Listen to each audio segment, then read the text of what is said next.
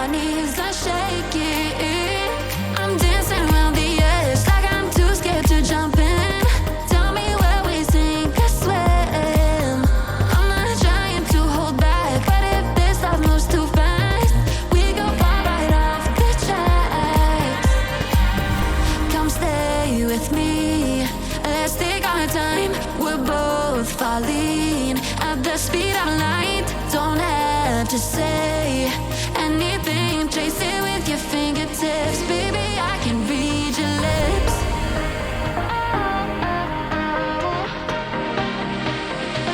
Baby, I can read your lips.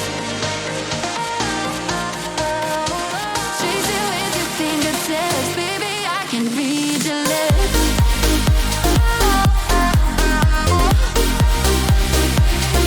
Baby, I can read your lips. Trace it with your fingertips. Baby, I can read your lips.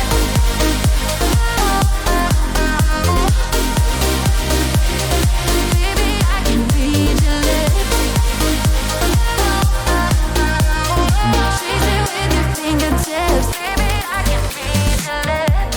Your body speaks and sings to me like a symphony.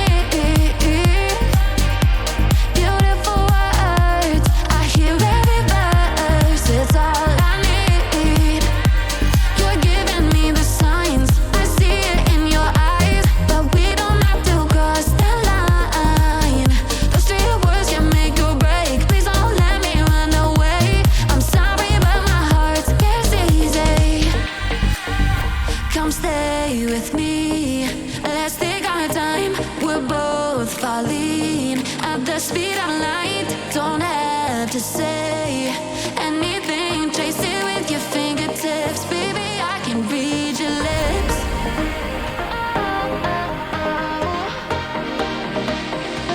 Baby, I can read your lips.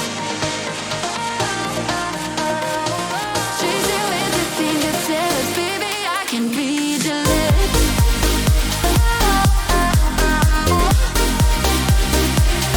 Baby, I can read your lips.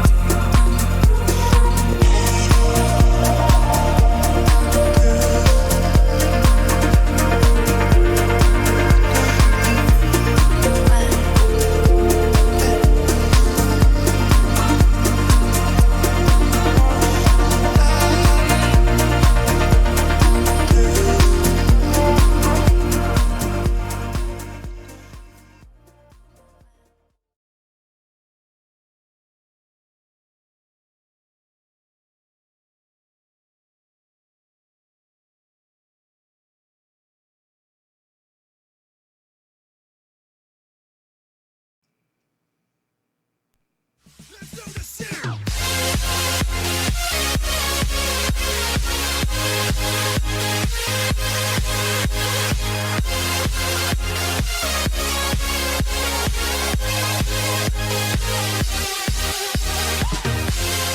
is up, Level Up Nation, and welcome to the Thursday, December 2nd edition of LvLUp Live, your home for gaming and esports news, brought to you by OTN Media. My name is John, you can call me Fiasco, and I am joined, as always, by my good pal over there, setting his fantasy lineup, because it may not be an esport, it is still technically an online kind of sport kind of thing there, but it's very important to him. He's setting his lineup. It's the king of the court side, or in this case, the king of the fantasy field football side. Joey, what's up, buddy? Yeah, we got it in, John. It made it in time. I forgot all about football, to be honest, with all this Game Awards stuff going on and all these esport competitions, and it just kind of got slid to the backside. But the pig skin is spinning. We did get our fantasy lineup in, and we are ready for tonight's show now. Absolutely. Nation, just a little bit of homework before we kick this one off. Joey pun. Nation, make sure you followed the show on Twitter and Facebook at LvLUp Live. That's at LvLUp Live. And while you're at it, you're listening to the show, you're watching the show, you might as well follow the two talking heads of the show. Follow Joey on Twitter and Instagram at Courtside King, myself at Fiasco. If you are watching here live on Twitch, one, you're in the best version of the show because it's live. You get all the funny outtakes and errors and all the other fun stuff. We play it off live. Self-deprecation is absolutely fantastic.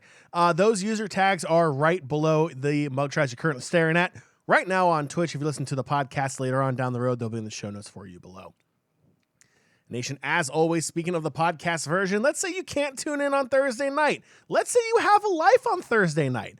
That's completely fine. You're allowed to. We have the podcast version. Definitely check it out, the LvLUp Podcast on Spotify, iTunes, Google Play, Stitcher, and pretty much anywhere else you can find an RSS feed. We will be there for you. Just search LvLUp Podcast, and we are there. Please do leave us a review and rating if your podcatcher allows so. They do provide us amazing feedback on what you, our listeners and viewers, want the most. Also, if you want to be the top dog, like the upper echelon of LvLUp Live fans of OTN Media, if you absolutely love the content we're putting out there, we have a Patreon, patreon.com/OTN. Check that out and earn your super fan status today for a low price of, I don't know what the tiers are. So how about that, Joey? How about that? It feels like a really bad Walmart commercial or something like that. But it's fine. Blue light special tonight. That's Kmart. I don't even know my department. I don't even think they exist anymore. Anywho, moving on. Everything's online anyway. Speaking of which, Joey, that Xbox controller from Cyber Monday came in. Let's go. Anywho, nice. So we'll do that. Joey, it's pretty much all over the internet what we're talking about tonight. But just a little recap in case someone doesn't have the internet. What are we talking about tonight? Yeah, guys, keeping it simple tonight. We are hitting all on the Game Awards. We're talking nominees. We're going to do a live ballot filling out with you guys helping in chat tonight as well. That's pretty much going to be it, John. We'll talk a little bit, without getting too much into spoilers, we'll talk a little bit about some of the stuff that might be shown at the Game Awards alongside the ballots and voting. But yeah, really diving into the games of 2021 and what really brought us all together. Absolutely. So a couple cool things here. For the second year in a row, Joey, I don't know if you touched on this. I may have spaced out for a second. For the second year in a row, we're approved as official co-streamers, correct? We are, yes. We are official co-streamers. We're going to be listed on the website. Jeff Keighley sent us an email. He's like, you guys were awesome. Come on back. Because, our channel is just popping here tonight. It's always great working with Jeff. He's very good at getting us stuff ahead of time, which is always a plus, getting all the templates and everything so we can set everything up for you guys. We should have some fun plugins and all of that night as well. All right. So that will be next Thursday, 7 p.m. Eastern time for the pre-show, brought to you by Joey and myself. There might be some opportunities for some guest appearances here and there. We're not sure yet. We're thinking about it, but obviously the more interaction we can get with our viewers, listeners, and chat out there, we'll definitely look at bringing everyone on if possible to talk about the Game Awards on the pregame and the postgame. It's going to be a long one Thursday, so definitely check it out there as well. If you're not in the Discord already, make sure you check that out there because there is an event up for that sweet, sweet reminder. Joey, before we even dive into it, It's time for the drink of choice. And I actually skipped over the drink of choice and went straight to what we're doing next week because I can't read show notes very well. Joey, the drink of choice, your beverage, please. Oh, shoot. I didn't write down what it was. I'm drinking a red wine tonight. I think it's a Petite Syrah. I don't remember who it's from, but it's super dry, and I really like wine dry, so I'm going to be enjoying it. Huh. Okay. It's your standard Captain and Coke. That's all it is. It's nothing fancy. It's nothing fancy. It's not Joey swirling wine in a wine glass fancy. It's not, it's just okay. No, we have to address this quickly. So chat, I knew this was gonna come. Prophet over here, water is wet. Yes, wine is wet, but can you explain what a dry wine is, John? It's essentially what's a good way to describe it?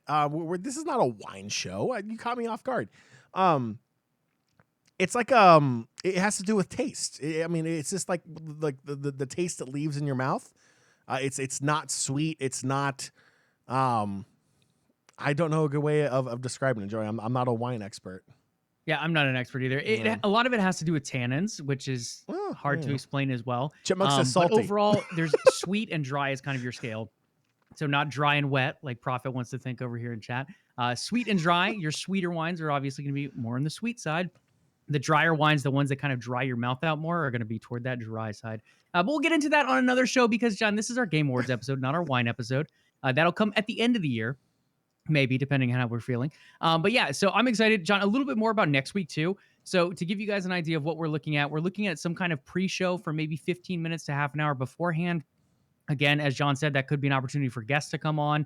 Then we're going to have the Game Awards show. We won't talk too much during that. You'll get some live reactions, maybe some little chit-chat here and there. But for the most part, we want you guys to enjoy what Jeff is putting on, what the guests are having, what kind of musical performances are going on, hopefully without DMCAs coming to our channel. But yeah, that's pretty much just going to be watching it just like you normally would, just with John's nice face over here on the side. On top of that, we'll do a post show. And again, that's another guest opportunity where we could bring you guys on. What was your biggest announcement of the night? What game should have won another category, but it went to another game? What game do you feel like should have been awarded more things?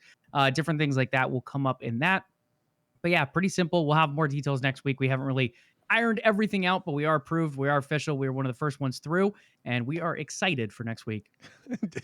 Chat is just piling on Prophet right now because Prophet had who is currently going to college to become a lawyer.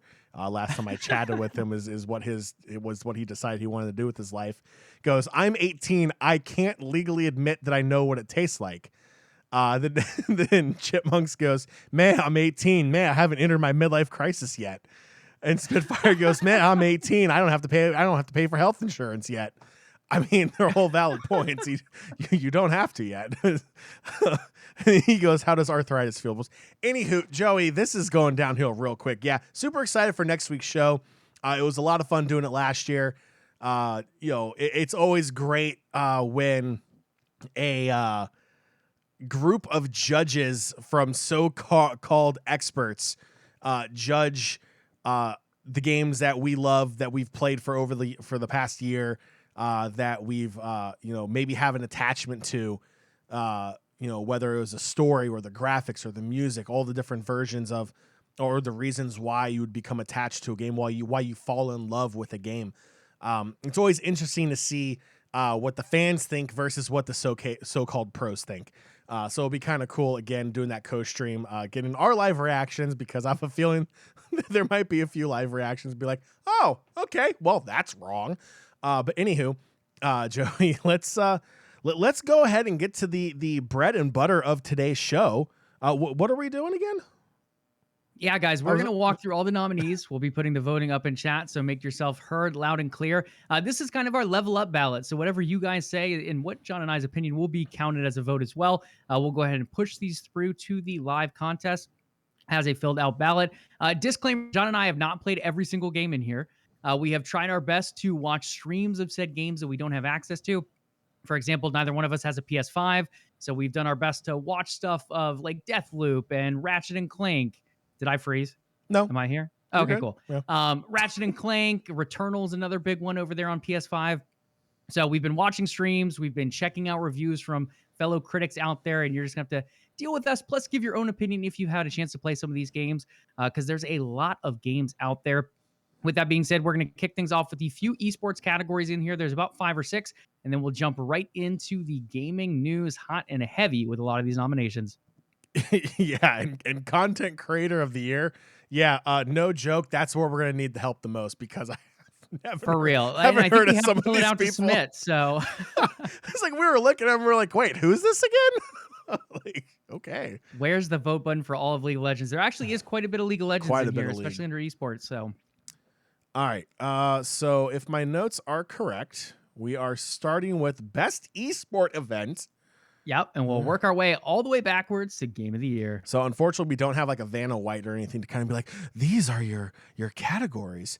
But to appease profit, the best esport events are the 2021 League of Legends World Championships, the International 2021 of Dota, the PGL Major in Stockholm, PUBG Mobile Global Championship, Mobile Global, I like that, and Valorant Champions Tour Stage 2 Masters for the best esports event of 2021.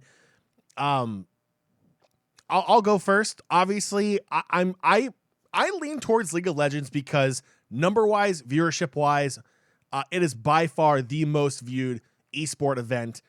Worlds is absolutely massive. You include the numbers from China, you include the numbers from everywhere else. North American continues to grow their audience year after year after year in their terms of viewership.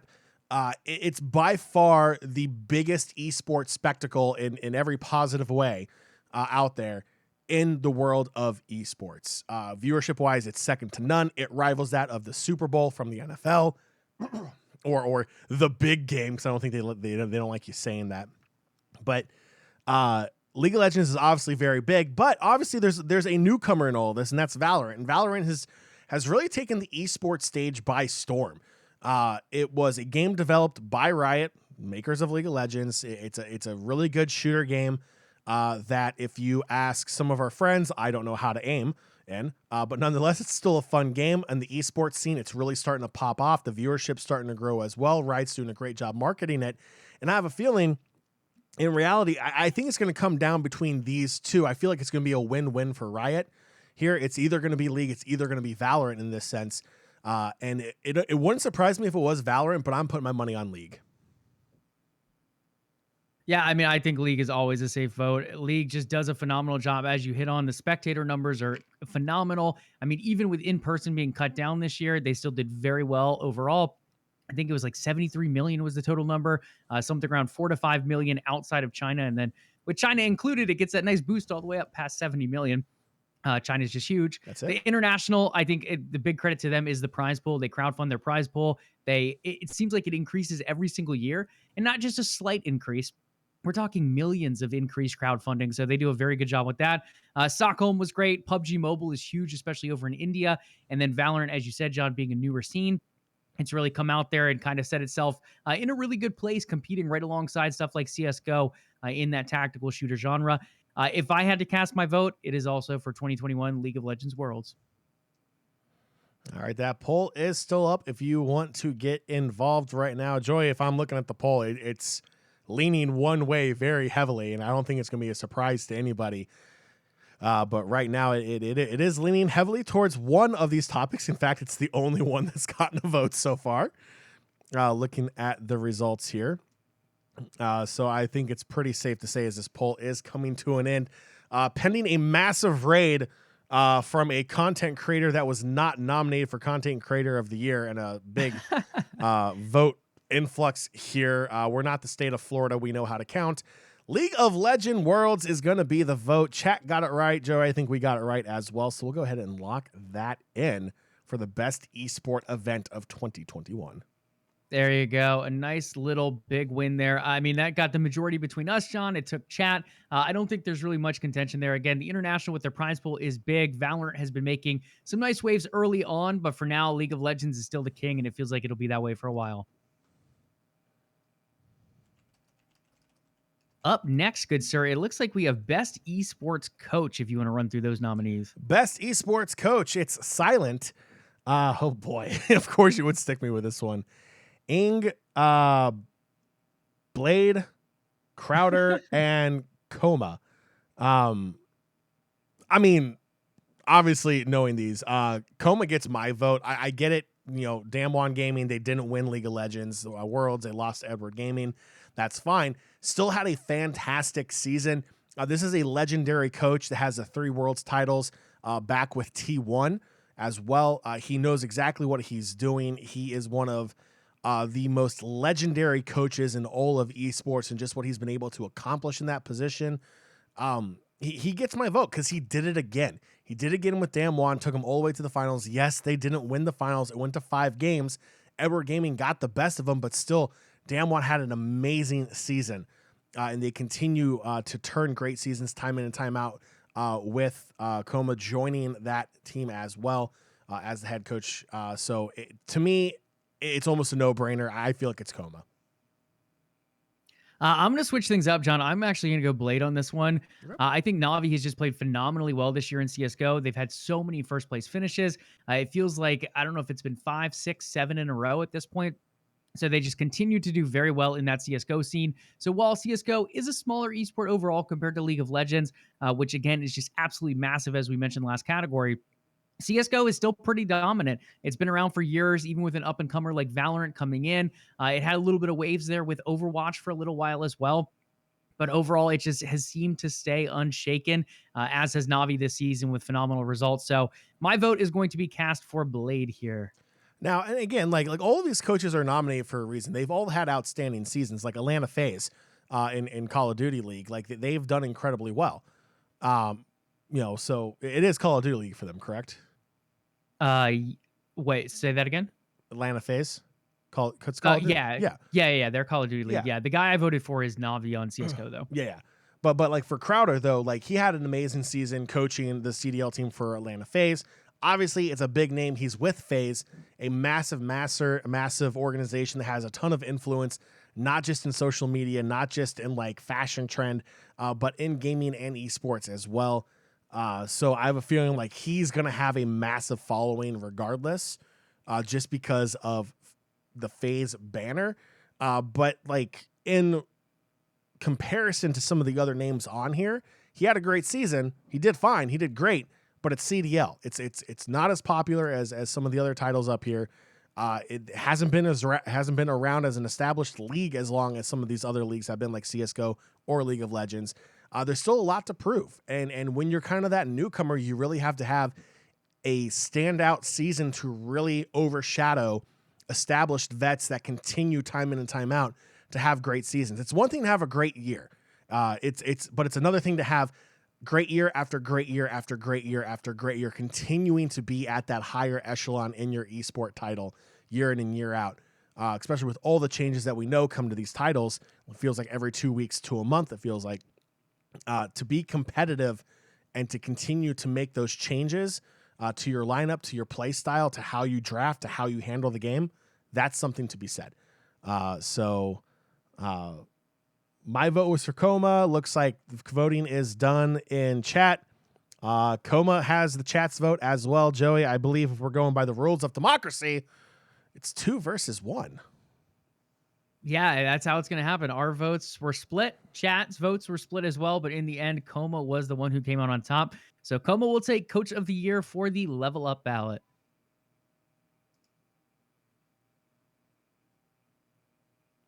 All right, up next, best esports team. We have Atlanta FaZe from Call of Duty League, Damwon Kia from League of Legends, Natus from Counter-Strike, Sentinels from Valorant, and Team Spirit from Dota 2. Joey, this is where I feel like the newcomer of Valorant has a chance for a steal. I'm leaning towards Sentinels, and one of my main reasons is because, unfortunately, one, because of the drama they had earlier in the year, TenZ coming over to that roster from Cloud9, and Sentinels just absolutely popping off in Valorant. They have been an absolute dominant force in the Valorant scene. Yes, I get it. It's still a very young scene, but they've been dominant. They've played incredibly well. They've been very consistent.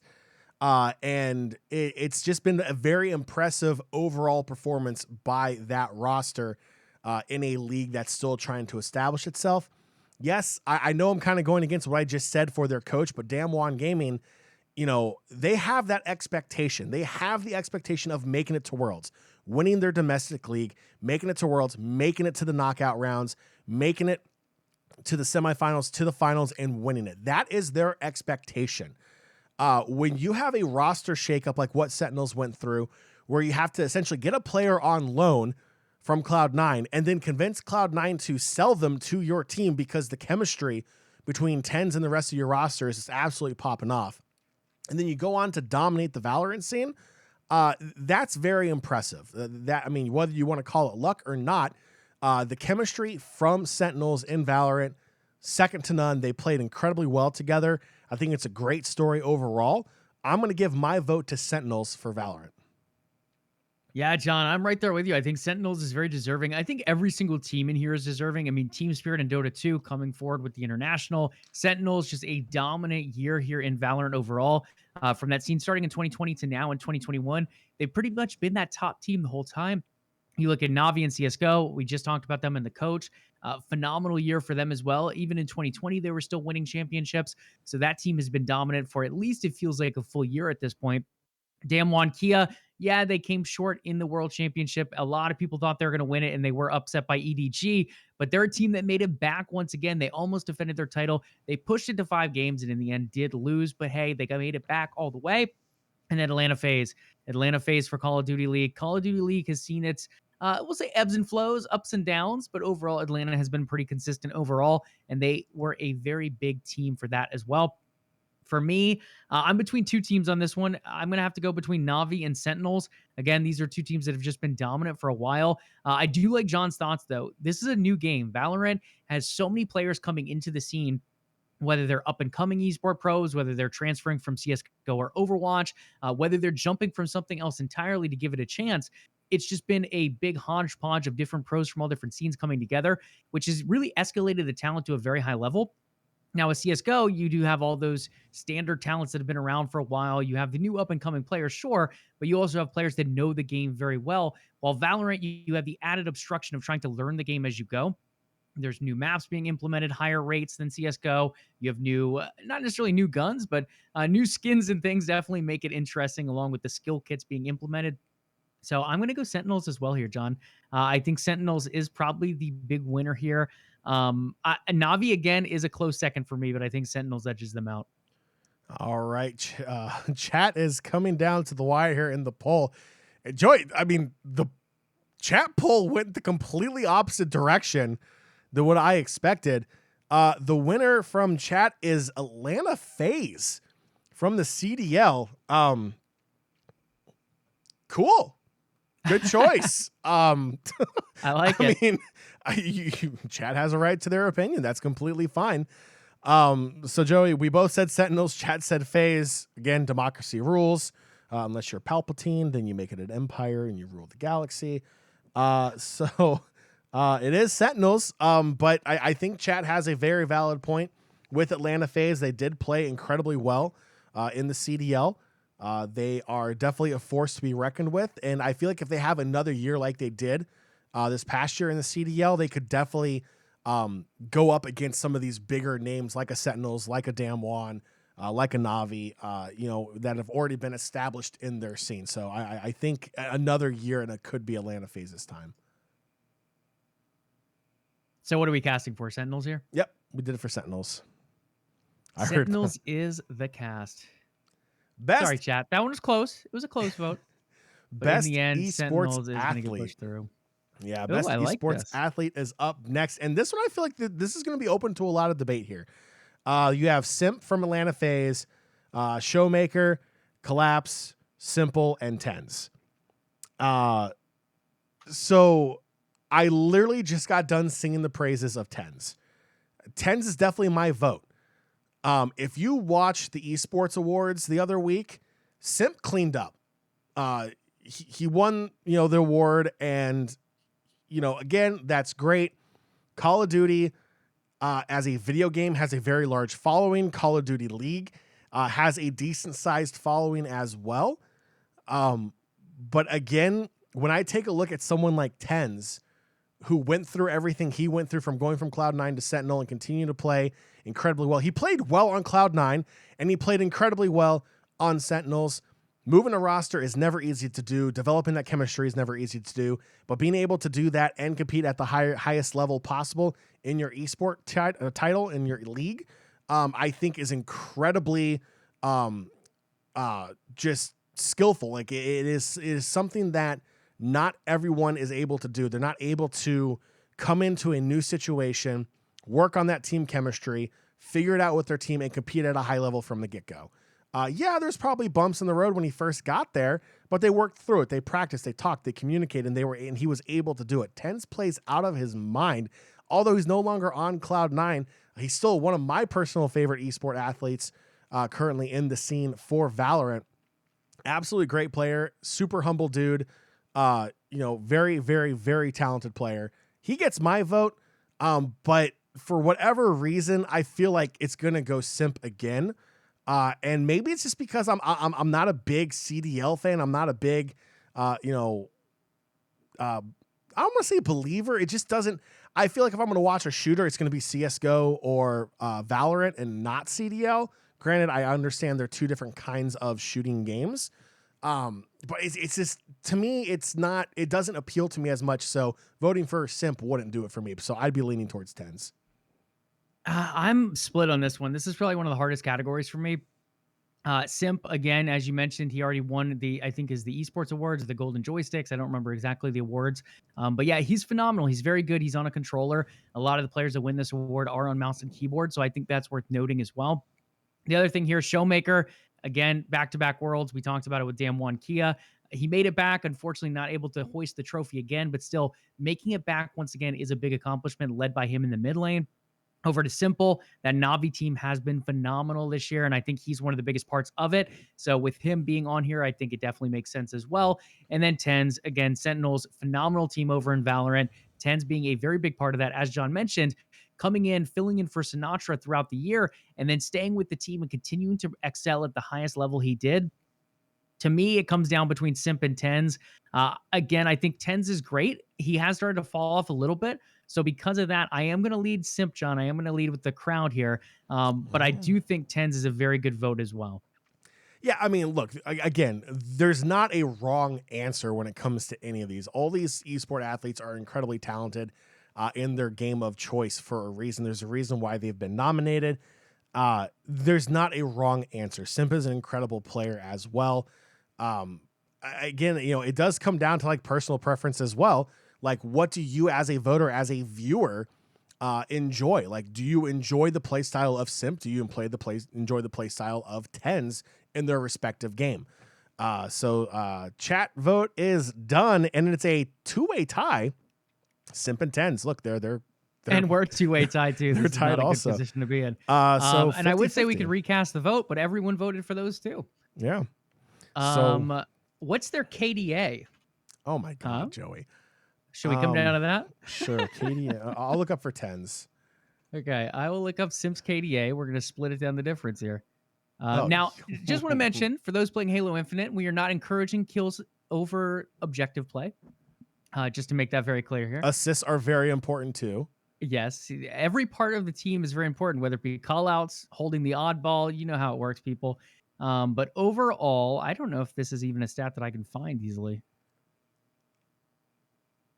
What's like I don't think anyone has like an overall career KDA. I think this might have backfired. Well, in November, he placed outside of the top 8 for one tournament. So I think we have to give it to Tens. So, what do you think? Tens in a tournament in the Masters 2 in, oh boy, I can never say that. Reykjavik. Thank you. Had a 1.87 KDA. He had 206 kills, 139 assists, and just 55 deaths. I mean, this wasn't on Atlanta Phase. This is the off season.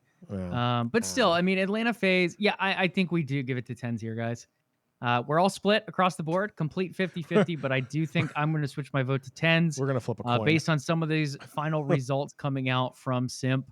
Again, I think it takes a lot to play on a controller. I know controller players are kind of slighted here and there, but in the end, as John said, there's extra factor. Tens having to come in as a substitute, eventually earn his spot in that starting lineup, I think is a nice factor to consider as well here.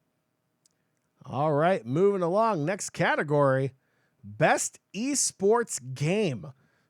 This is gonna be another controversial topic, Of course. and in the gaming and esports world, because again, now you're getting into overall fandom of games and titles of series that people absolutely love.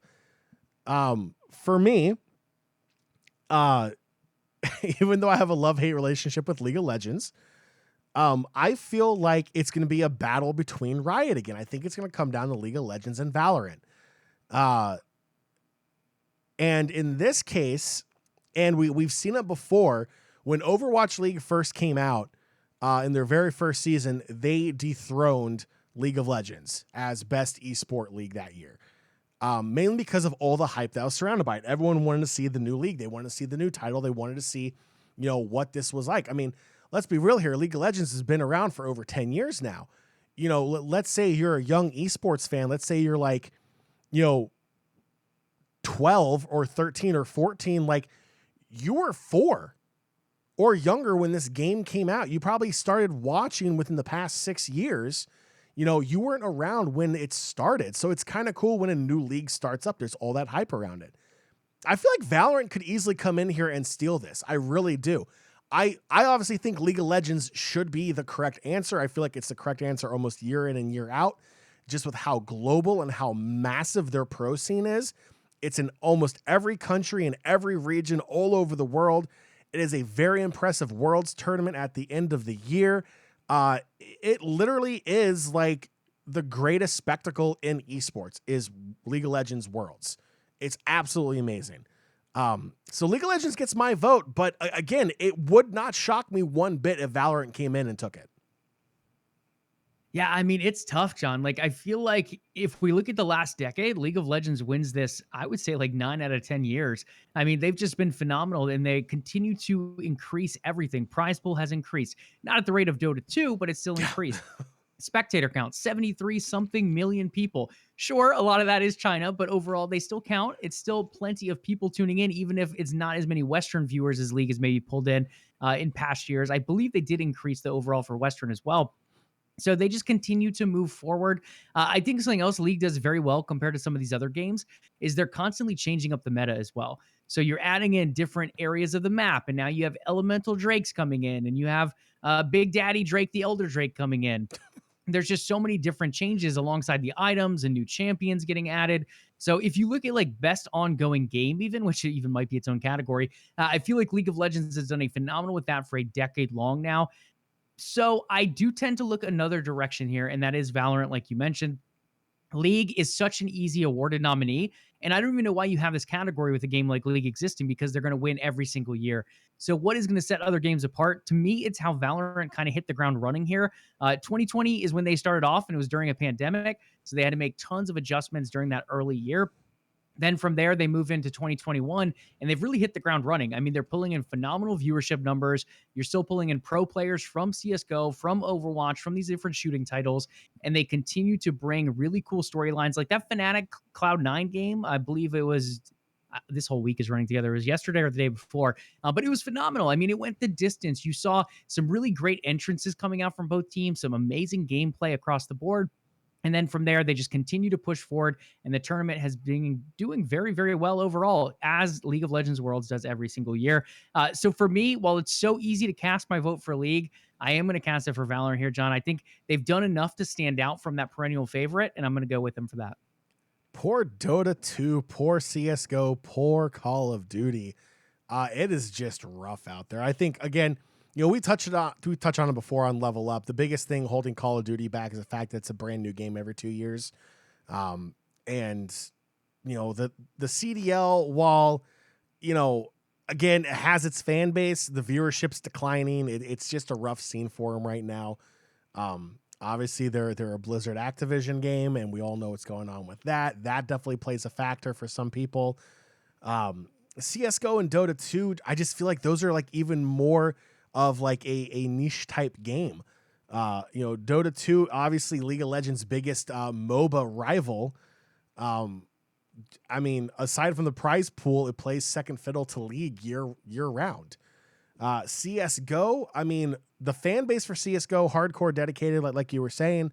But again, it's not holding water to something like a League of Legends or even a Valorant that some people are like, oh, it's like a cheap knockoff of CSGO or whatever. Valorant looks great. Like, don't underplay like how the graphics look in a game when it sways people. Like, it's something enjoyable to watch. I don't know the last time CSGO got a graphics update, but it definitely looks like a mid 2000s video game. So there is that. Looking at the votes here, Joey, it is favorite of League of Legends in the chat. So democracy once again.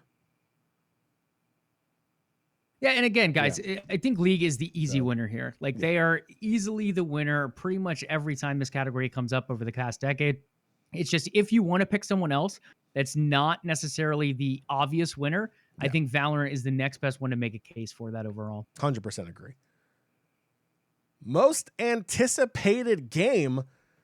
I feel like this is not even worth reading all these other games on here because one stands out to me head over heels above everything else. But regardless, Elden Ring, God of War, Ragnarok, Horizon Forbidden West, the sequel of The Legend of Zelda Breath of the Wild, and Bethesda's next big game with so much hype around it, Starfield. Not a surprise here. Again, if you've listened to the show at all, Starfield's amazing. It looks incredible. The small teaser that we got, that little sizzle reel, is absolutely phenomenal. We got a little kind of look at what some alpha footage, some CGI of what we're going to see in game. They're starting to release more and more content of what the game's going to look like, where the places that we can travel to is going to be. And they're releasing information, I feel like, at the proper pace. It's not like we're not being bombarded every single day by it, but it's like 3, 4, 5, 6 weeks apart. Something else comes out, a little tidbit here, an interview here. They released a little more information, maybe a screenshot, maybe some concept art here and there. And it's enough to draw you back in. Starfield, to me, Joey, coming from a legendary studio like a Bethesda, there's going to be hype around it just because of what Bethesda has done in the past. We will ignore a certain Fallout game here. We're not going to talk about that. But supposedly it's gotten better since it launched. Yeah. But yeah. Well, let's go ahead and just ignore that here real quick. But Starfield, the hype around it, I feel like is real. What we're getting from it is keeping the community talking about this game. The way social media pops off whenever something new comes out about Starfield, that's a great indicator of where the gaming community is at when it's in terms of anticipation. Joey, that's what gets my vote. I'm voting for Starfield for the most anticipated game. It's tough letting you lead this because I feel like we have very similar opinions. I think one other thing to touch on. So my vote is also going to be for Starfield. I think Starfield looks phenomenal. It's the first big Todd Howard Bethesda game that we've seen since the creation of Elder Scrolls and Fallout. It's something new. It's something different.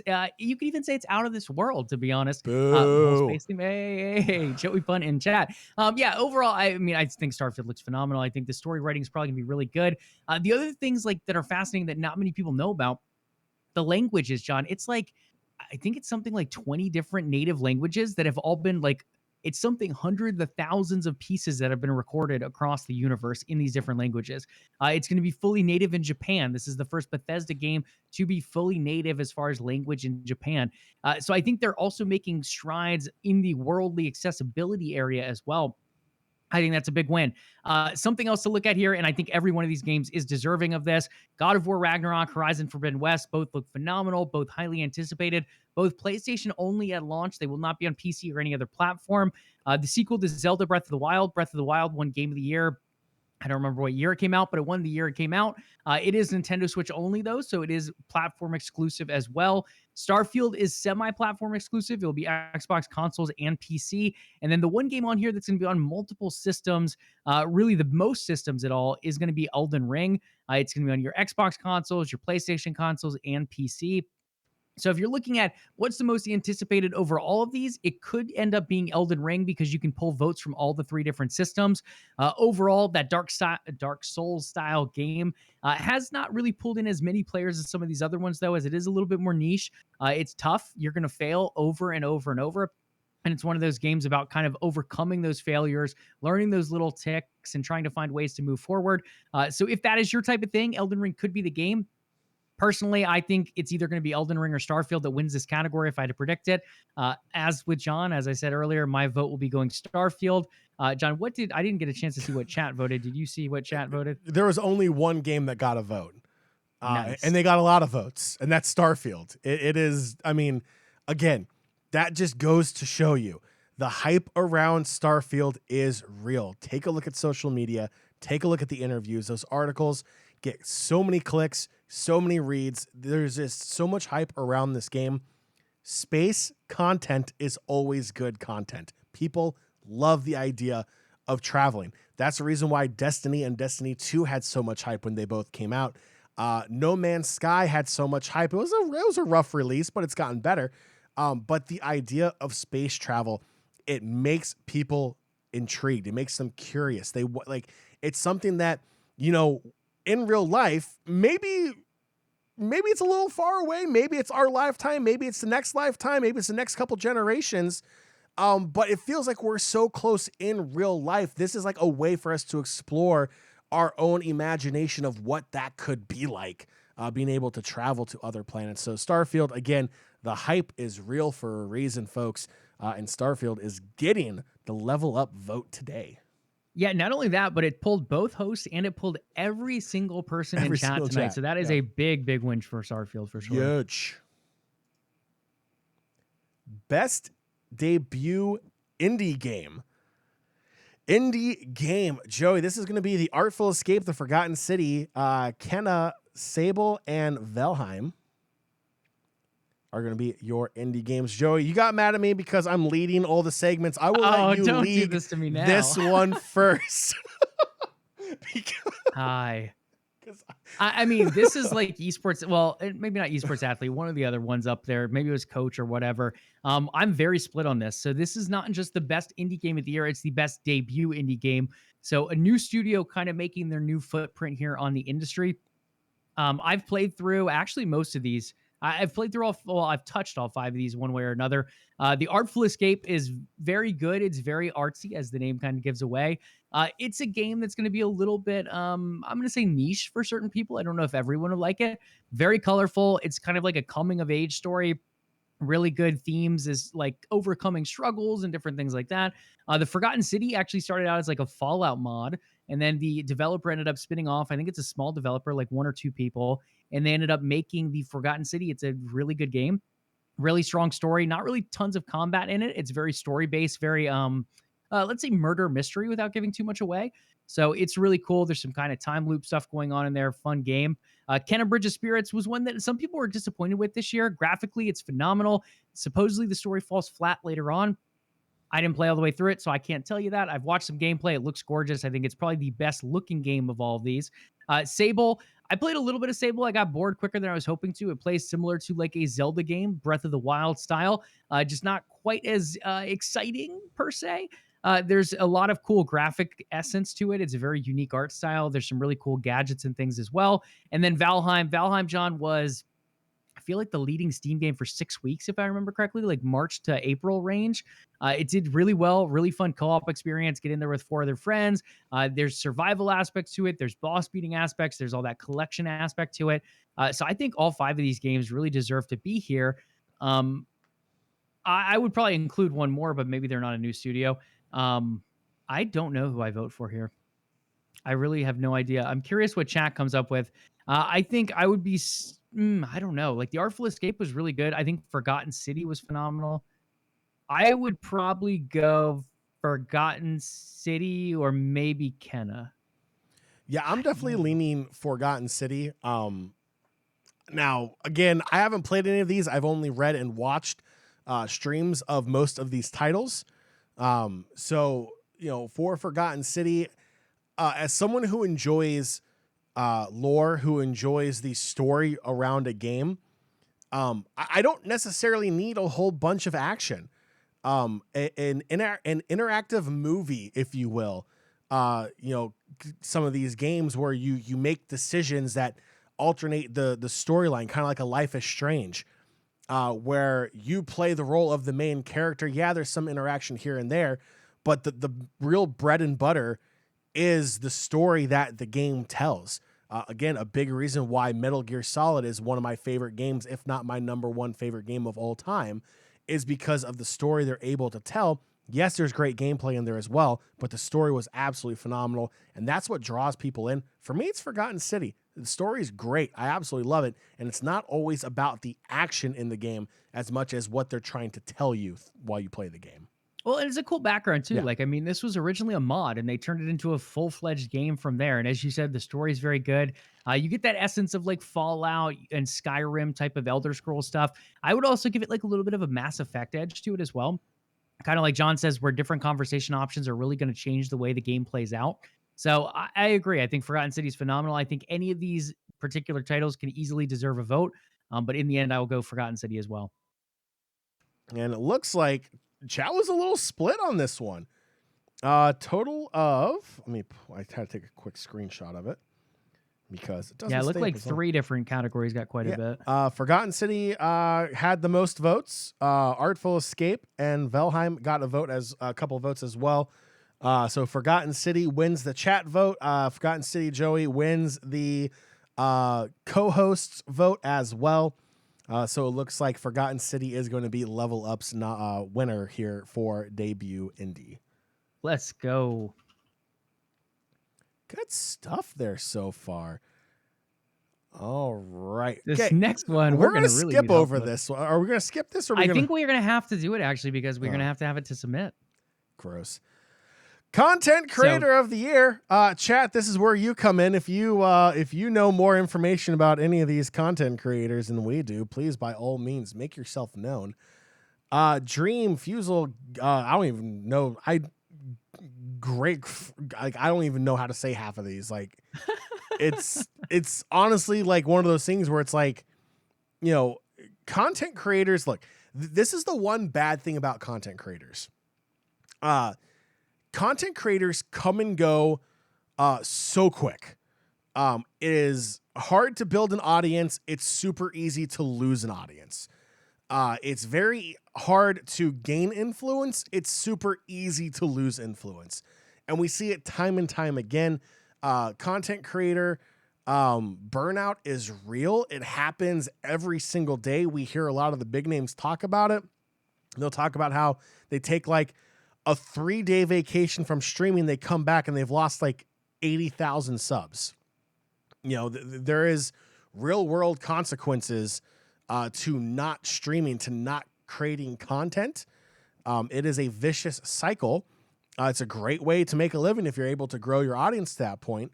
But at the same time, it's a lot of stress. It's a lot of pressure. So I feel like that cycle, if you will, the turnover in content creation happens so often that unless you're like really ingrained into the content creation community and you're paying attention and you're watching hours and hours and hours of streamers, up and coming streamers, the next biggest thing, I feel like there's almost no way you're going to know every single content creator out there. Yeah, I really don't know enough about these guys.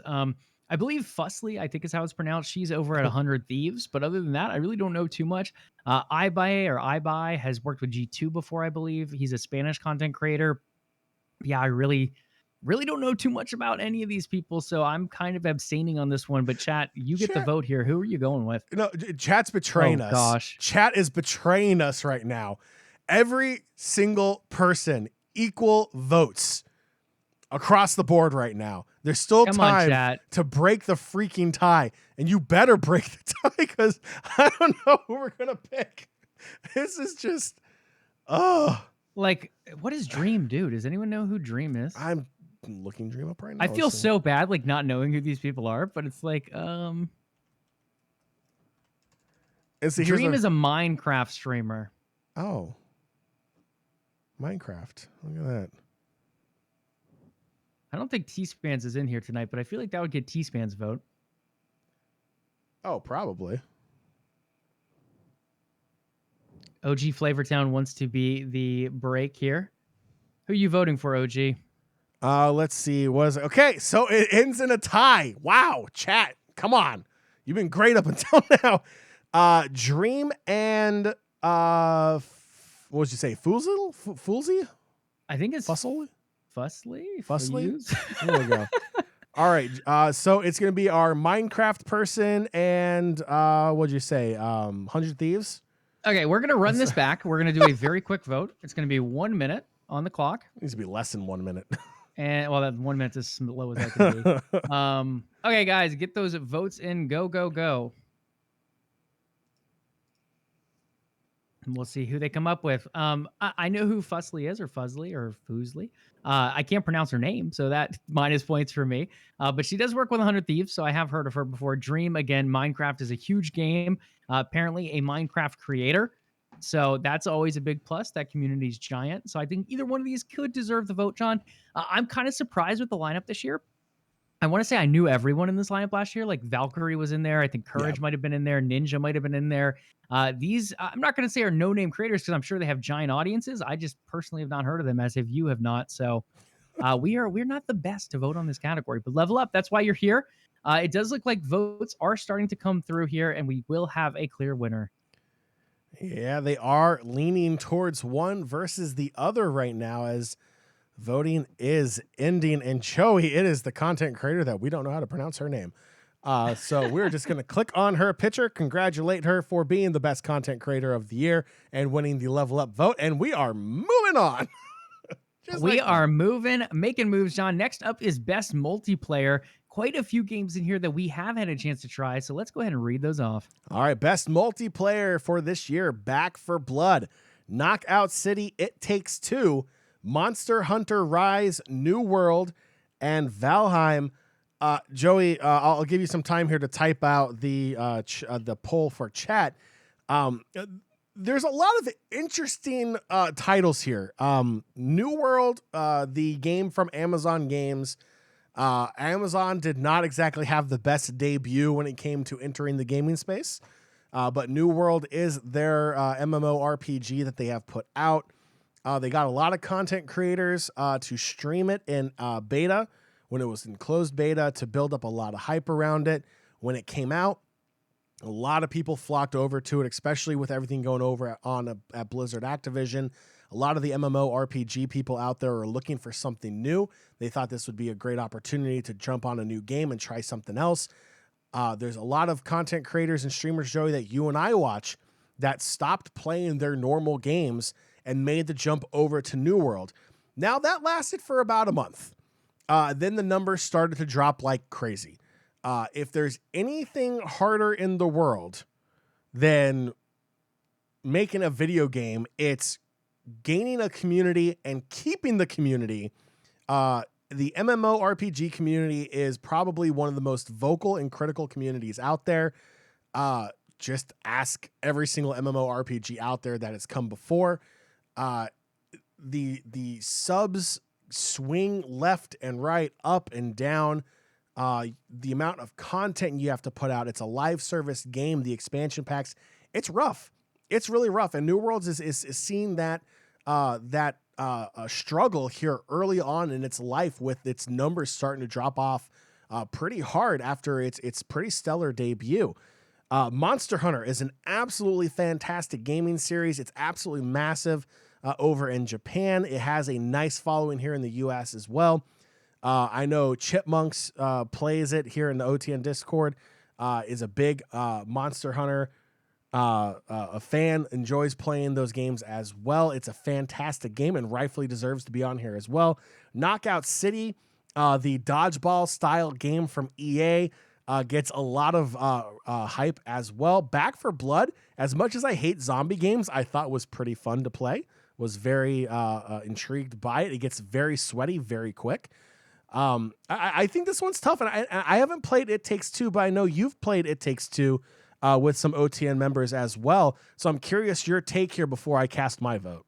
Well, I'm going to say I admitted It Takes Two. It's not in the voting here for chat. When I think multiplayer, I think more than two people. Two people to me is a co-op experience, so I have removed that one because we only had 5 slots, and it seemed like that was the easiest one to remove. I'm with you, John. I think Back 4 Blood was lots of fun. I really want to dive back into that game, and I wouldn't say the story is anything great, but there's quite a few weapons out there, There's quite a a few story? enemies. Yeah, I know, right? They've been adding some good stuff in there as well, which I think is great. On top of that, the card system kind of adds to the replayability of it. It hit some of that Left 4 Dead vibe. Sure, it had issues at the beginning, but I feel like a lot of that has been corrected at this point. And the new seasons have been pretty strong. Knockout City. I know OG Flavortown's voting for that here in chat.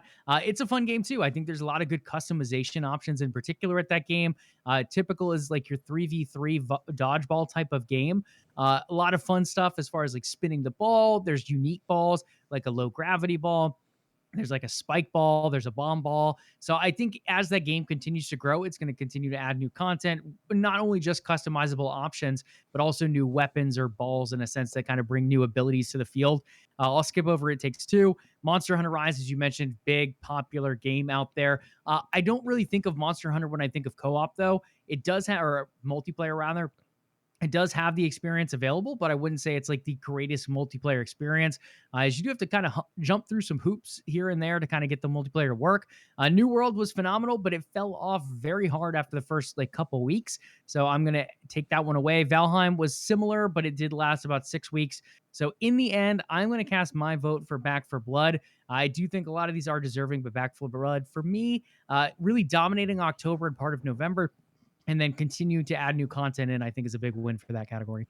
Yeah, Back 4 Blood is the way I'm leaning as well. Chat leaned that way as well with 47% of the vote. Oh, wow.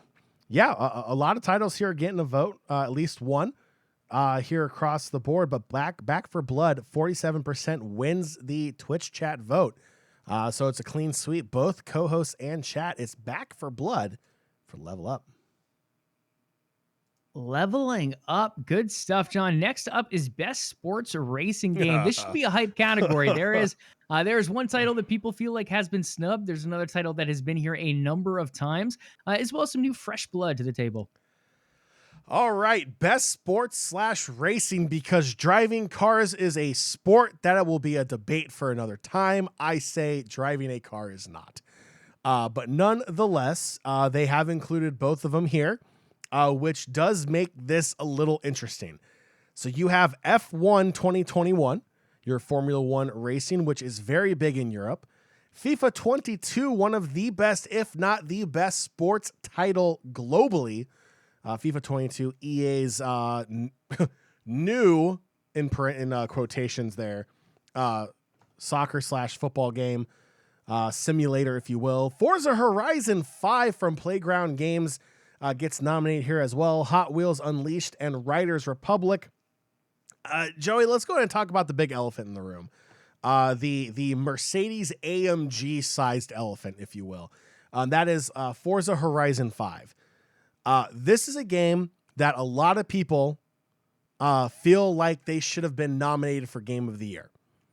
Yes, fully well understanding it came out towards the end of the year. That's completely fine. It's also completely irrelevant. The hype around this game from when it was announced, the technology that is packed into this game, the fact that, Forza is just an all-around great racing title. It's a great game. It's a great series. But that jump to Forza 5, I feel like it's very difficult to make those kinds of jumps in games that have been around forever. Yes, obviously it had the benefit of a new console coming out, new technology to aid it as well.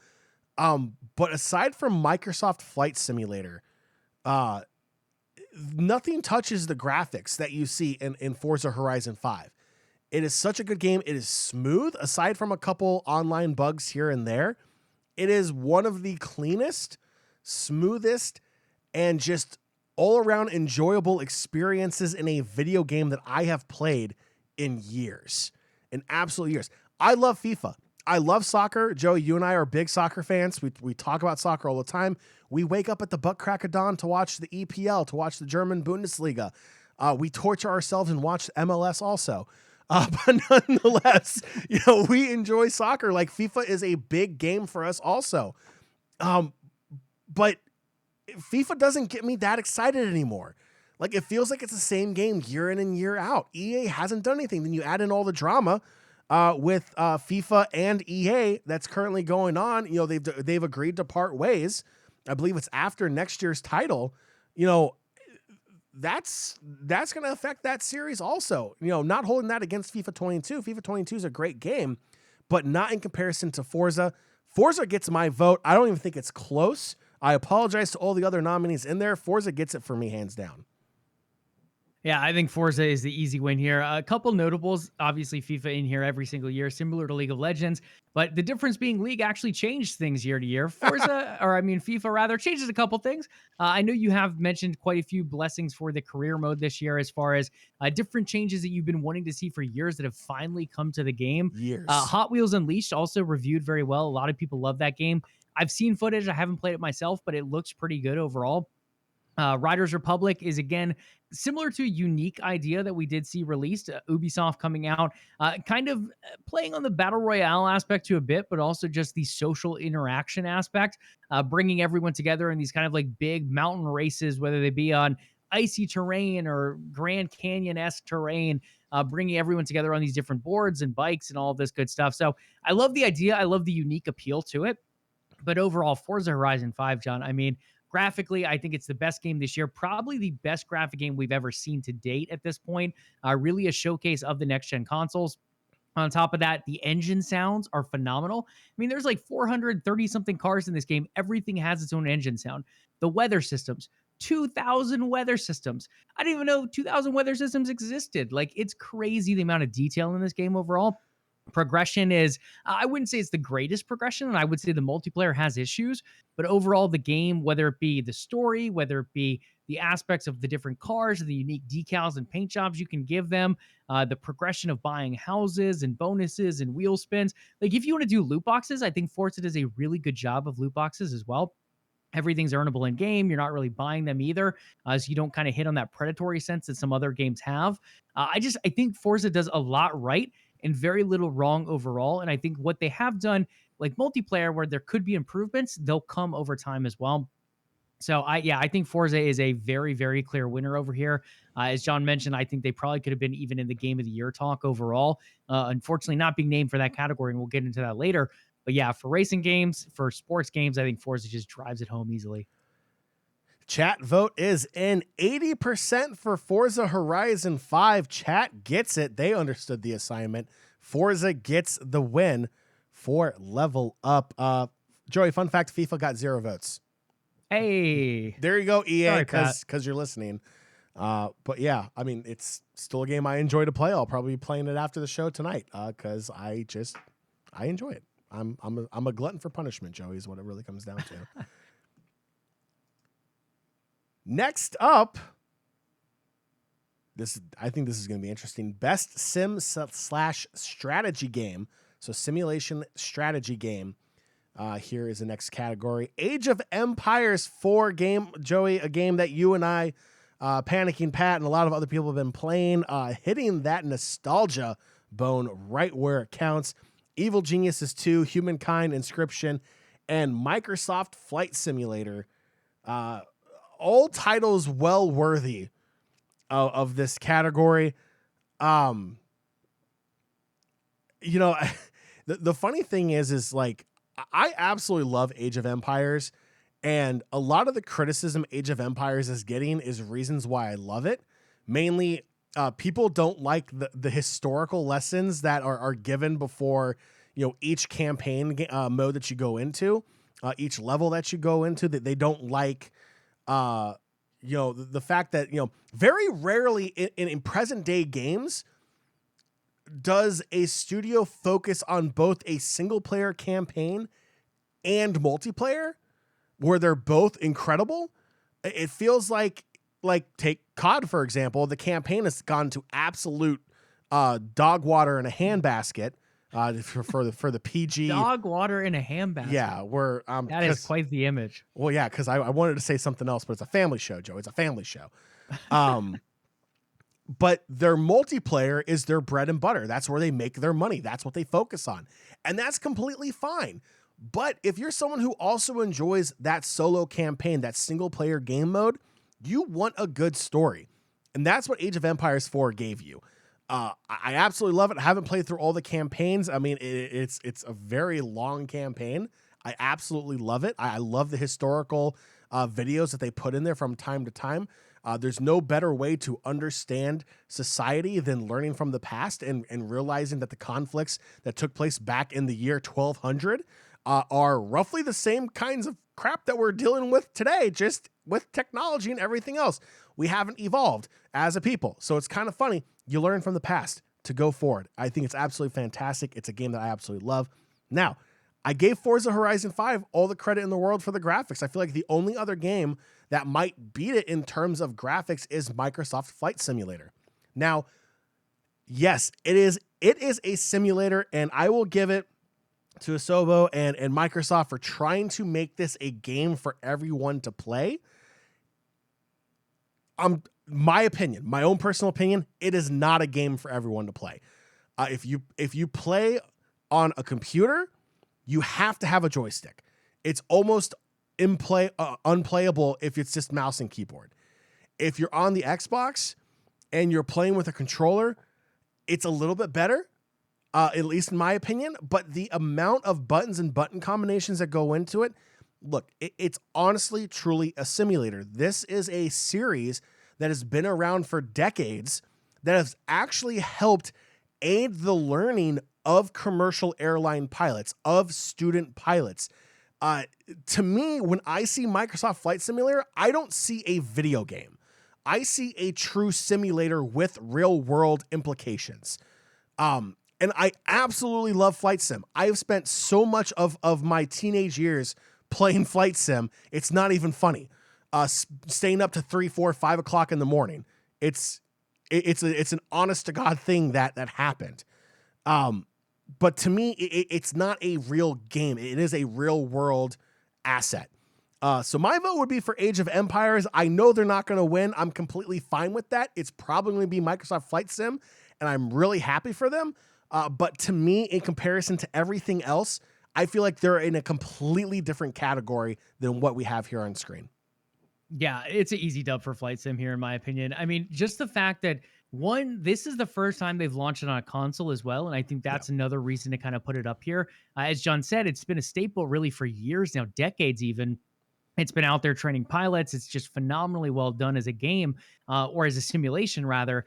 But then to move it onto console, to keep that same graphic fidelity on a console is just insane to me.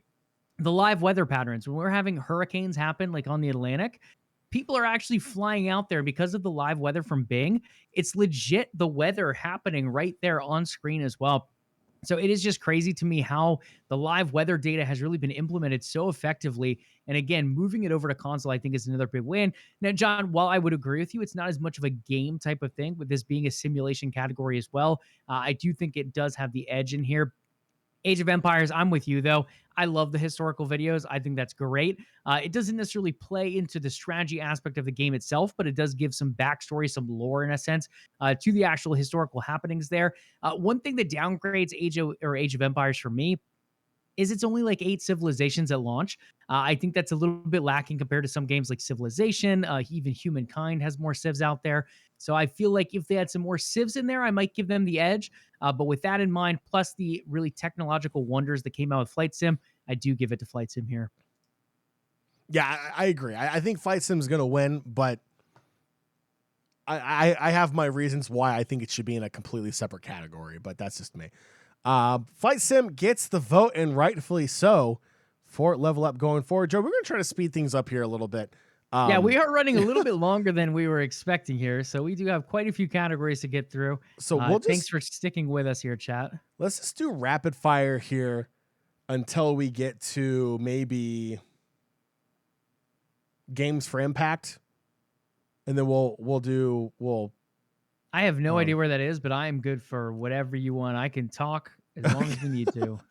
Okay, let me remember where we're at. Okay, so we're at Best Family.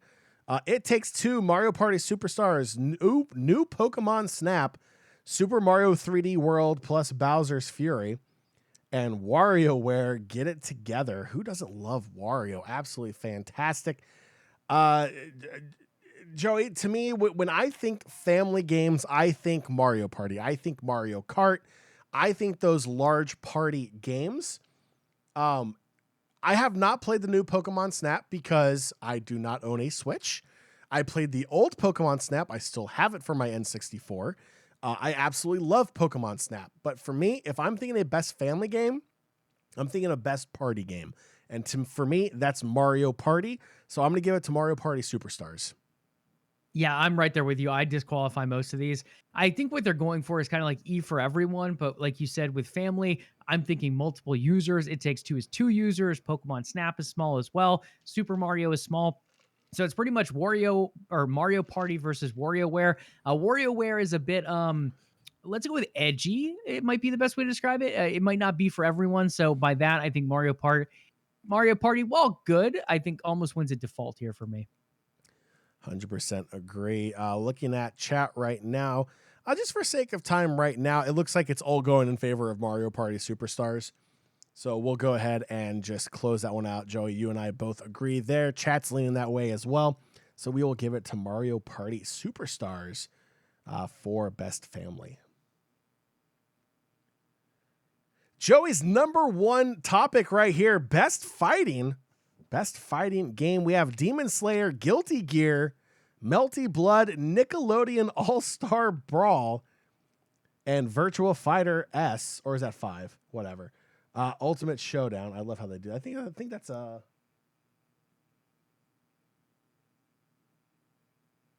are you going for over there? That's a 5. Oh yeah, it's definitely 5. Yeah, I just sorry. So there's a bright light right here. So looking at this screen, I have to combat that light, and it's like you can't see white lettering at all. So combat of the lighting. Yeah, for real. Joey, I'm not a big fighter game player. I could not tell you what makes one better than the other. I love the fact that Patrick can beat the crap out of SpongeBob. So Nickelodeon's going to get my vote just purely for that reasoning. Yeah, I mean, this one's tough for me. Like Demon Slayer, I think is fun, but you also still have a lot of these anime type games already out there, like Dragon Ball, Naruto. They all get them as well. Guilty Gear is a staple. They've been around for a while. Strive being the newest one in that. Melty Blood, I have no idea what that is. It sounds kind of icky. Nickelodeon, again, I think is unique. It kind of brings that Super Smash Brother aspect to Nickelodeon characters, and it's kind of different and unique. And then Virtua Fighter has been around for a while. So for me, this is between either Guilty Gear or Nickelodeon. I am going to give the edge to Nickelodeon because it is something new. I commend them for trying something, and it has been pretty popular in October. All right. Joey the Patrick main going Nickelodeon All-Star Brawl gets the vote. Moving on, best role-playing game. We have Cyberpunk 2077, Monster Hunter Rise, Scarlet Nexus, Shin Megami Tensei 5, yep. Tales of Arise. I was getting there. Joey, best role-playing game. Again, Monster Hunter has that great, fantastic community worldwide. It's not as big in North America as it is in a lot of Asian countries. Then I feel like we have to go take a look at Cyberpunk. Cyberpunk is a fantastic game as long as you were playing it on PC. If you played it on console, you had a horrific experience. You had to wait how long for a patch that was almost as big as the game? It was like a 36 gig patch. That is not a patch. That is an expansion pack. That is not a patch. A 36 gig patch? Absolutely not.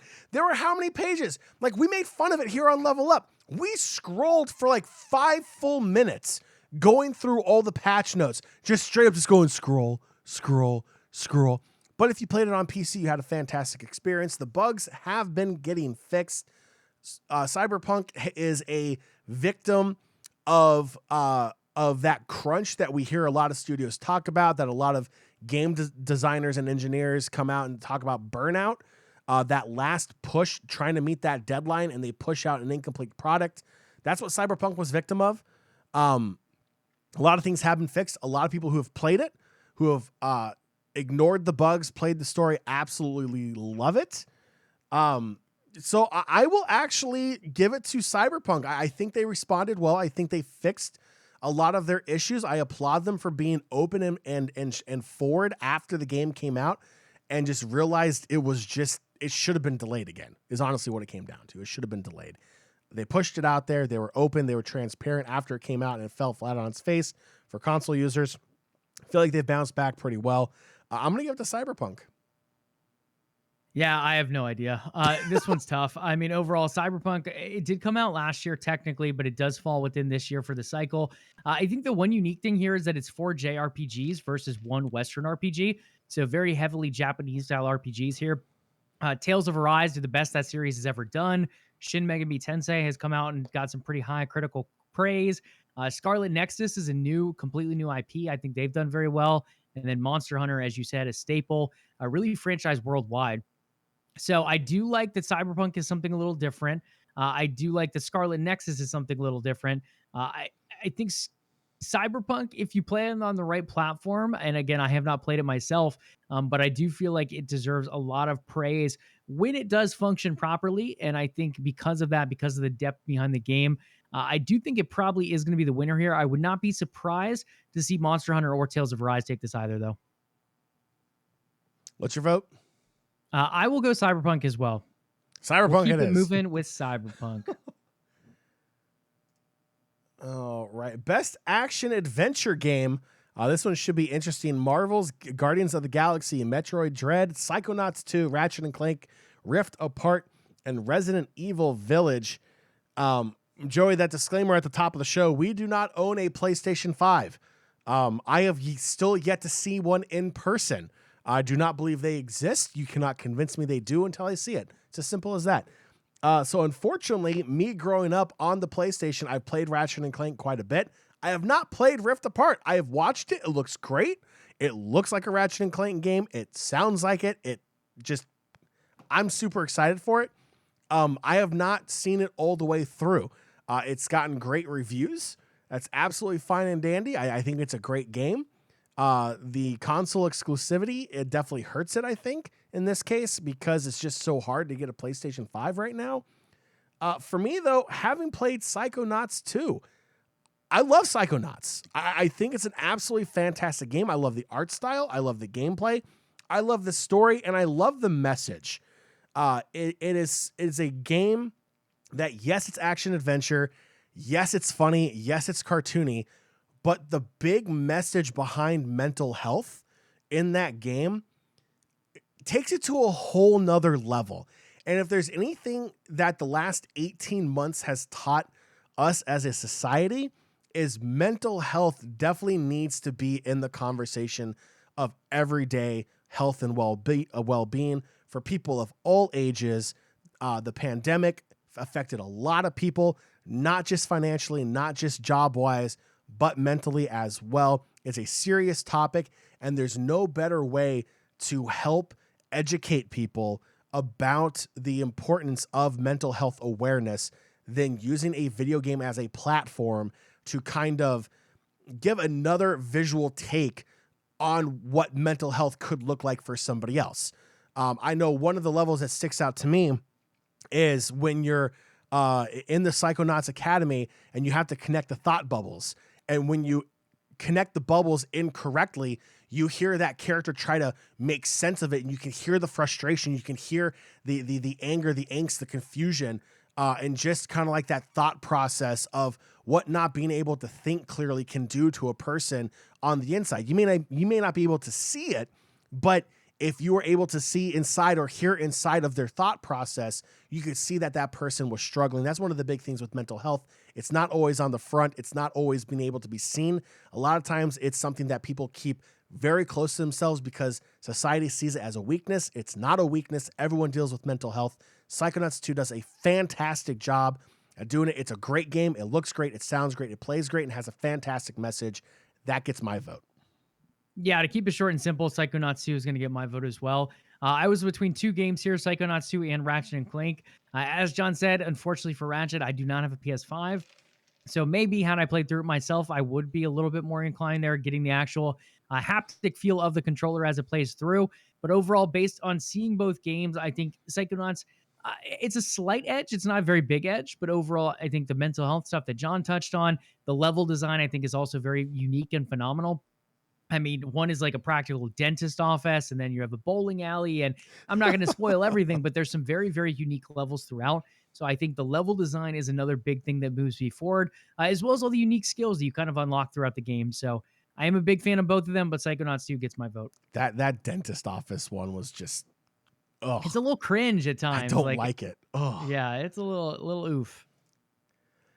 Up next, best action game: Back for Blood, Chivalry 2, Deathloop, Far Cry 6, and Returnal. I feel like this is another one that has a chance of being a little controversial. We sang the praises of Back for Blood. It's a great multiplayer game. It plays well, has great replayability. Far Cry 6, the Far Cry series is absolutely fantastic. What a freaking lineup Far Cry had also. For Far Cry 6. Just a star-studded voice acting lineup. Graphics are great. It's another great game from Ubisoft. Absolutely fantastic. Deathloop, a lot of big praises for Deathloop as well. A very good game. For me, though, Joey, and I can't believe I'm going to say this, I'm leaning towards Back for Blood. I feel like it's a game that's packed with action. Every time you play it, yeah, after a while, you might know what's coming, but you really don't know what's coming because those hordes of zombies just never end. And if you're playing with somebody else, somebody new, and they mess with those crows, good luck. Back for Blood just keeps everything so fresh constantly every time you play through it. That gets my vote because in an action game, I want to be able to play something multiple times and have it feel new and exciting every single playthrough. Yeah, I think I'm a little split on this one. I would probably vote between Deathloop and Returnal personally. I think Returnal brings something new and unique to the table. Deathloop being that very highly praised game, some really cool mechanics as far as like time loop aspects where you're replaying things, you're strategizing as you go forward. And sure, there is action, but I do think one of the points you made is the high action in Back for Blood. That's something Returnal has as well, but Back for Blood very much, it changes every single time. Returnal has some of those changes too, but Back for Blood, you add in that co-op aspect as well. So if John runs over the crows and alerts them, the whole group has to deal with the consequences. Yes. With that being said, I think there's just constant action going there, a lot of communication between the cooperative teams. So I could, while my vote personally would probably go for Deathloop, I could easily see Back for Blood.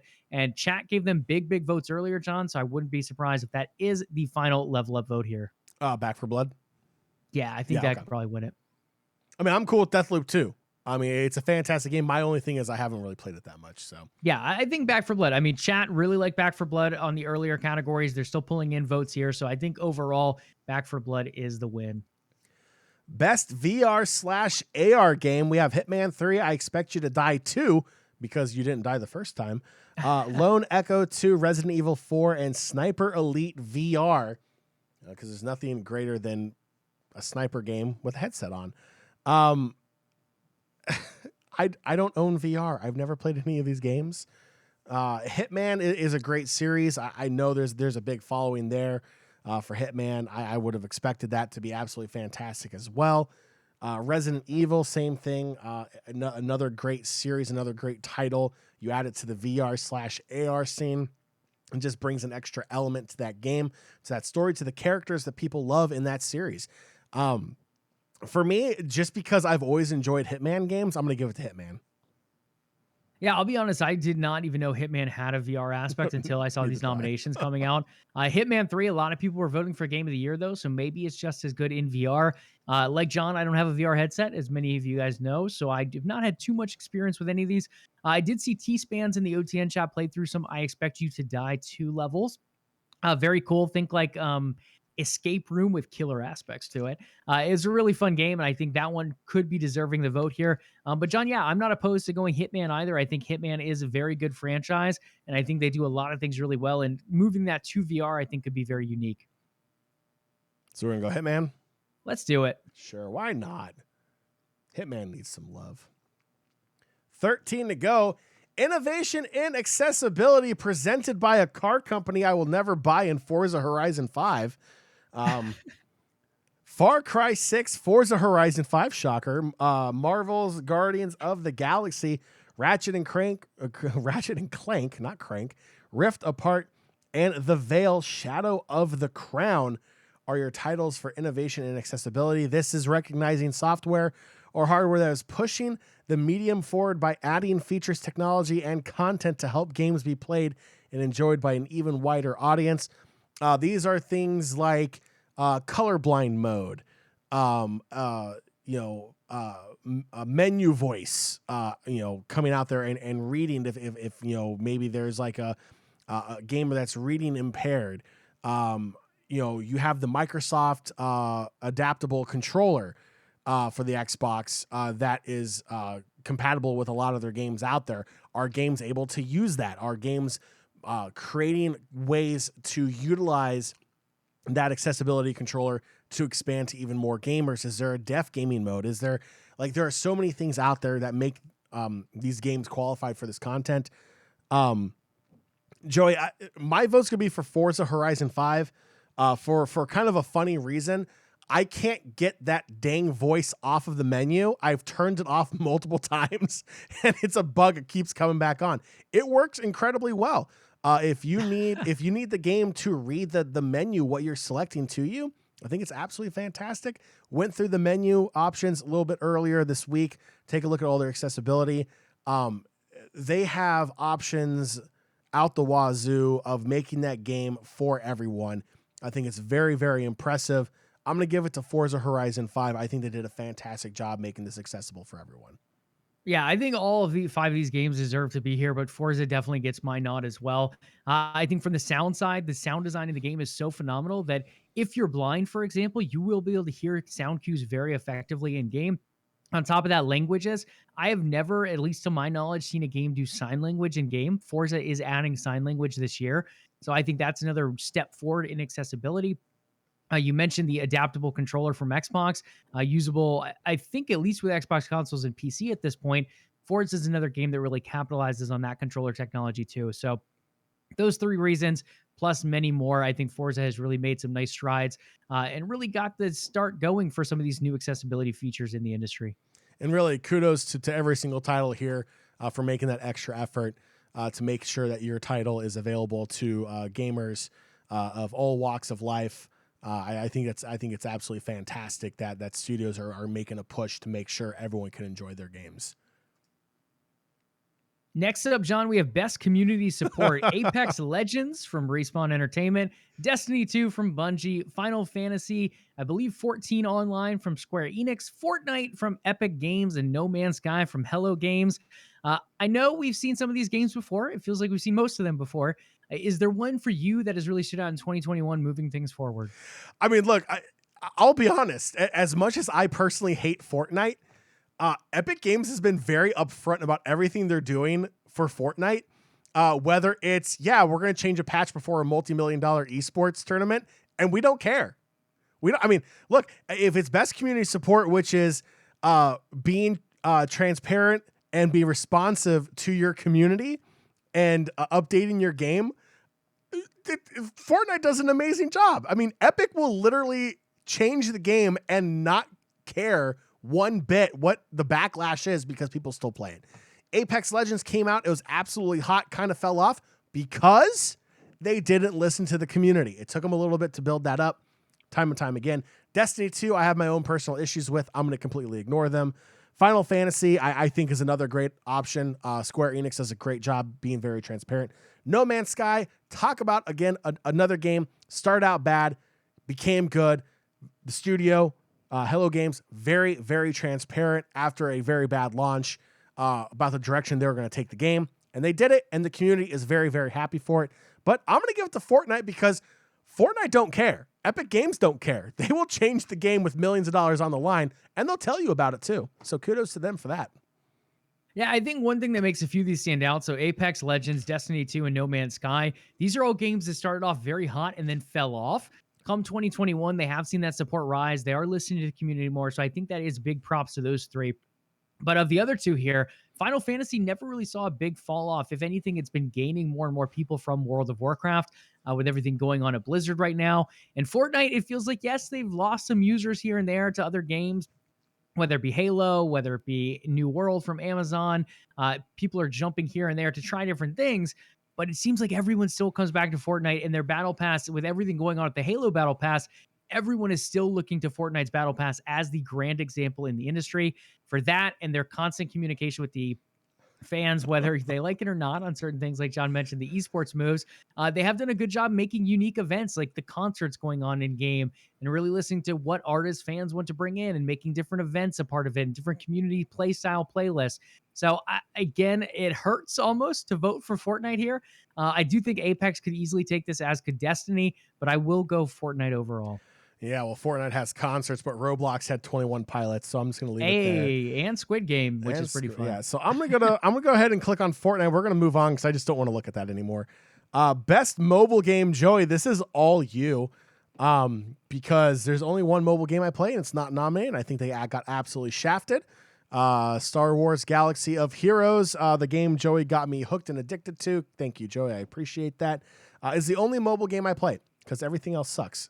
Fantasia, Genshin Impact, League of Legends Wild Rift, which I did play a little bit. I did like that. Marvel Future Revolution, and Pokemon Unite. Joey, if I made a pick, it'd be League of Legends Wild Rift because it was actually a fun version of League of Legends. Yeah, I mean, it's interesting here. Fantasia is locked behind the whole Apple App Store subscription thing. So that one, I would be very surprised if it wins, even though it does look pretty cool. Genshin Impact, having an impact worldwide, doing really well, but mainly on the PC side.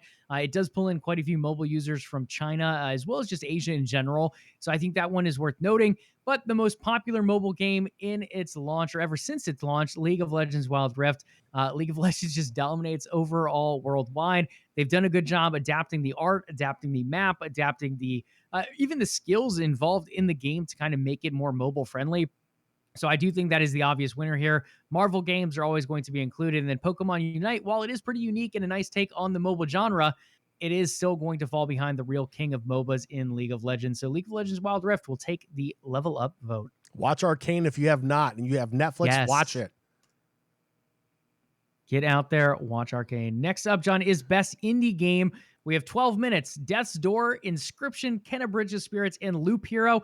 This is an easy dub for me. While I think certain games like 12 Minutes, Inscription, all of these bring some unique stories to the table, Death's Door is phenomenal. I cannot advertise it enough.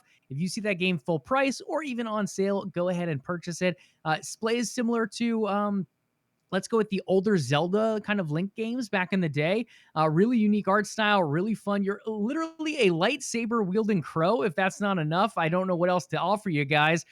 It's up there. It would have been in the game of the year list for me, so I'm easily picking Death's Door here. Darth Crobius is what we're going to call him. I mean, dude, it's a lightsaber wielding crow. Like, how can you go wrong with that? Best ongoing game: Apex Legends, Final Fantasy, Fortnite, Genshin Impact, and Call of Duty Warzone. Yes, the same Call of Duty that makes you download the complete game. Enjoy all 135 gigs for a 30 gig game that you have to put onto your system. Joey, I honestly hate this, but I feel like this is Fortnite's to lose again. Again, Apex Legends has started to make strides after their great start. They fell off. They're starting to regain that. Final Fantasy, again, like you said, people are going there because of everything going on with Blizzard Activision. I think that has a strong chance, possibly, of upsetting Fortnite here. Warzone, hackers, still a big issue. Don't care. Writing you off right now. I think it comes down to Final Fantasy and Fortnite, but I do think Fortnite takes it. Yeah, I mean, it's the top three for me. It's Apex Legends, Final Fantasy, or Fortnite. This seems kind of like redundant in a sense. Like community support and ongoing both feel like the same category.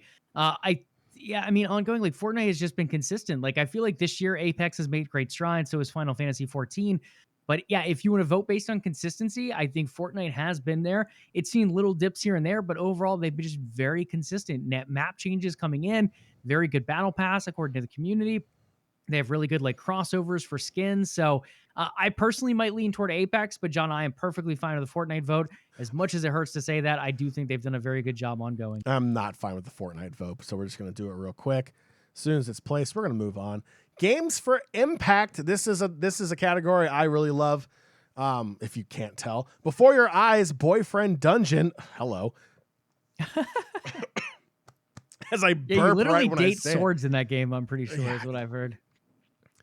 Shikori, A Colorful Tale, Life is Strange, True Colors, and No Longer Home. Joey, I can go on for hours, if not days, about how phenomenal the Life is Strange series is. I love every single game. They all have a special place in my gamer heart, if you will. While I don't think True Colors was the best Life is Strange game out there, I do think it had a very, very positive message in there. I don't think the overall story was anything too special, but I feel like where the impact comes in this game is the main character, her own personal struggles with her own self-identity, coming into a new community, meeting her brother again for the first time in years, coming from a broken family. These are all things that real life gamers can connect with. And I think they did a great job at developing her character that a lot of people can identify with either her struggle or something that is going on in their life. They can kind of see that in this game as well. I think all of these games are fantastic. They all hit on amazing topics that affect gamers worldwide.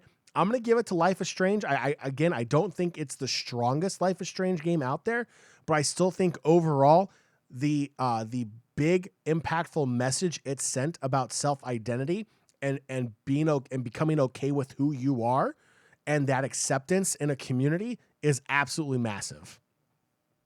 Yeah, I think that's easily a good choice here. I mean, overall, as you mentioned, that series is just very powerful. And one of the things they do extremely well is hit on like real-time issues.